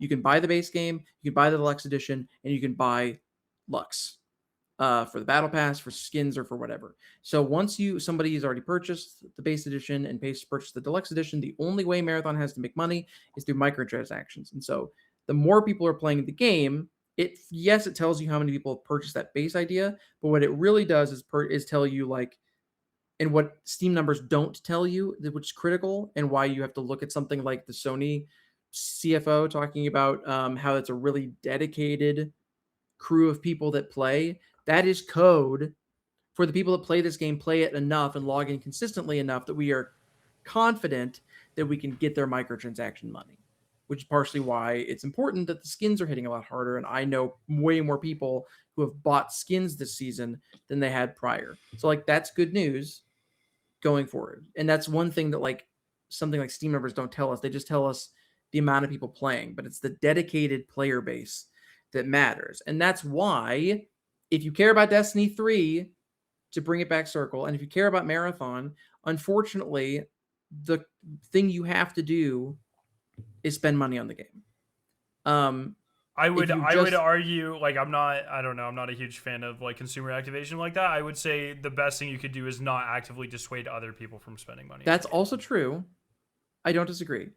But like, and I hear that, and I'm not trying to be like the $1 billion company. I'm not trying to do that at all. I'm trying to be like, if you want more Destiny, okay, if we want to extrapolate this out, right? Like, if we want to create a world where like, oh my god, 400,000 people on Steam played, I don't think that's going to happen. I would love it if it did, but I don't think it's going to happen. Played Destiny on Tuesday, or even like 250,000, 300,000, something huge and amazing like that, close to Final Shape or Lightfall numbers, which is 314, I believe, for Final Shape, and 316 for Lightfall, I think. Even if it's something close to that, if you want to imagine like DMG and Justin Truman walking into Herman Hulst's office in like yellow plaid suits, DMG style, and like throwing numbers down on the table. DMG's like, not walking into Herman Hulst's office. I know that. I know. But like, if you want to imagine Justin Truman walking into his office and being like, "Read them and weep, Herman," and throwing some numbers on the table, be like, "Check out those fucking numbers. We should make Destiny 3." The first thing he is going to ask is, "How much money did you make?" Because that is the determining factor. It is not about how many people go and play Destiny 3 or go play Destiny 2 in this final update. It is how much revenue the final update like gets. And so like I can't afford to buy silver right now, like fully honestly. So I will be there supporting the game by showing up on that day. And similarly, like I can't afford to buy Lux and Marathon, but I'm playing all the time. And like that is benefits. So I'm not doing nothing. But the point is it's like the reason player count matters is for every certain amount of players, there's more likely to be somebody who's going to spend money on silver or buy a friend an expansion or something like that. If the game doesn't make money, then that is where the game gets into trouble. The reason that as far as reporting tells that like Destiny got canned instead of getting Shattered Cycles, that they looked at the numbers for Renegades and thought that it wasn't likely that if they put up another pre-order for another year of the expansion that people would play it and people would pay $100 for it, because not many people did that for Edge of Fate. So it's not like I understand the whole like I don't want to give this company more of my money or whatever. Then don't do it unless you believe in it. But if you're like I must see more of this game, the thing that speaks is money. And like that's just the raw truth of it. And so like that's why numbers, like the Steam numbers, matter. That's the only reason they actually matter, is it suggests how many people theoretically might be wailing on the game. And that's just like the truth of it. So like I think the movement is strong. It's why something like the petition, genuinely, people are like, the petition's like at 350,000. Like I try not to be a bummer. The petition would need to be at like genuinely 10 million to make a difference to Sony, because it is free and no company worth their salt is going to look at something like that and not immediately assume that all those people are going to buy the game. You got to assume that like, because it's free, even if it's like a 50% pickup rate, that's why it need to be 10 million. Because like for how much that game, like Destiny 3 is going to cost, they need concrete data if they're going to greenlight anything like that. And the most recent data is that Destiny players are not willing to spend money on Destiny anymore. Which and you can say that's because Bungie didn't deliver something that you wanted them to. You can give a lot of different reasons for that. It's not like the consumer's fault of that necessarily. But like, if you want to send a message, that's why people say vote with your wallets, because that's the thing that's the only thing the company looks at. So both with Marathon and with Destiny, just worth. Yeah, sorry, I'm not trying to take your channel and be like consumer activism thing or whatever. Scaros, sorry. You're just taking my sleep time, brother. Bro, I got an idea. If Sony's CEO is giving us messages in their thing, what we should do is start some sort of forum on 4chan or something. And then we could activate the most mentally ill people in the country to be sleeper agents for Bungie, okay? Maybe we could call it like something like Bungie Anonymous, or BAnon for short or something. And then we slowly over time convince people that the leaders of Sony and Bungie are giving them secret coded messages to go and do certain things in the country that will inevitably lead to a Destiny 3.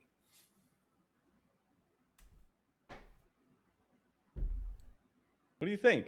All right, so this has been episode 21. 22? 20-something? 21. It's 21. Oh, we should have gotten drunk for this. This should have been the drunk episode. Dude, next week we have a good topic. Maybe I'll let Jake edit next week as well because Destiny shit will be happening. We'll see. I don't know. Can you? Should we pick an episode with a legitimate topic of discussion for you to edit, or do you want? Yes. I don't. Whatever you guys want to do. All right, This is a normal. All right. Maybe we'll do that. Okay. Okay. Yep. This has been Escape Will Make Me Pod. Follow on Pocket Podcast places on your phone. Leave a 5-star review. Plug your shit, boys. Rogue.site is my website. Also, I started streaming after we did our thing. So, and now I'm a Twitch affiliate, which is cool. So if you want to come check that out, I'll probably be trying to do more of it. Stark_fanatic on Twitch. Maybe I'll get scared to drop it in the description or something, but absolutely not. But yeah, okay. I'll throw it there. Yeah, but no, I appreciate it. Genuinely, it's been a really tough year for me. So I appreciate everyone coming and their support and everything means a lot. So especially because it's all people from this community basically. So thanks everybody. Hell yeah. Jake the All Right, full social security number 814-926133.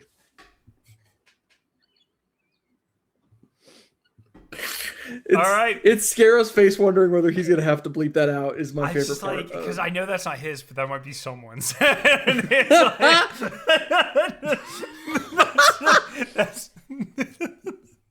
So that's great.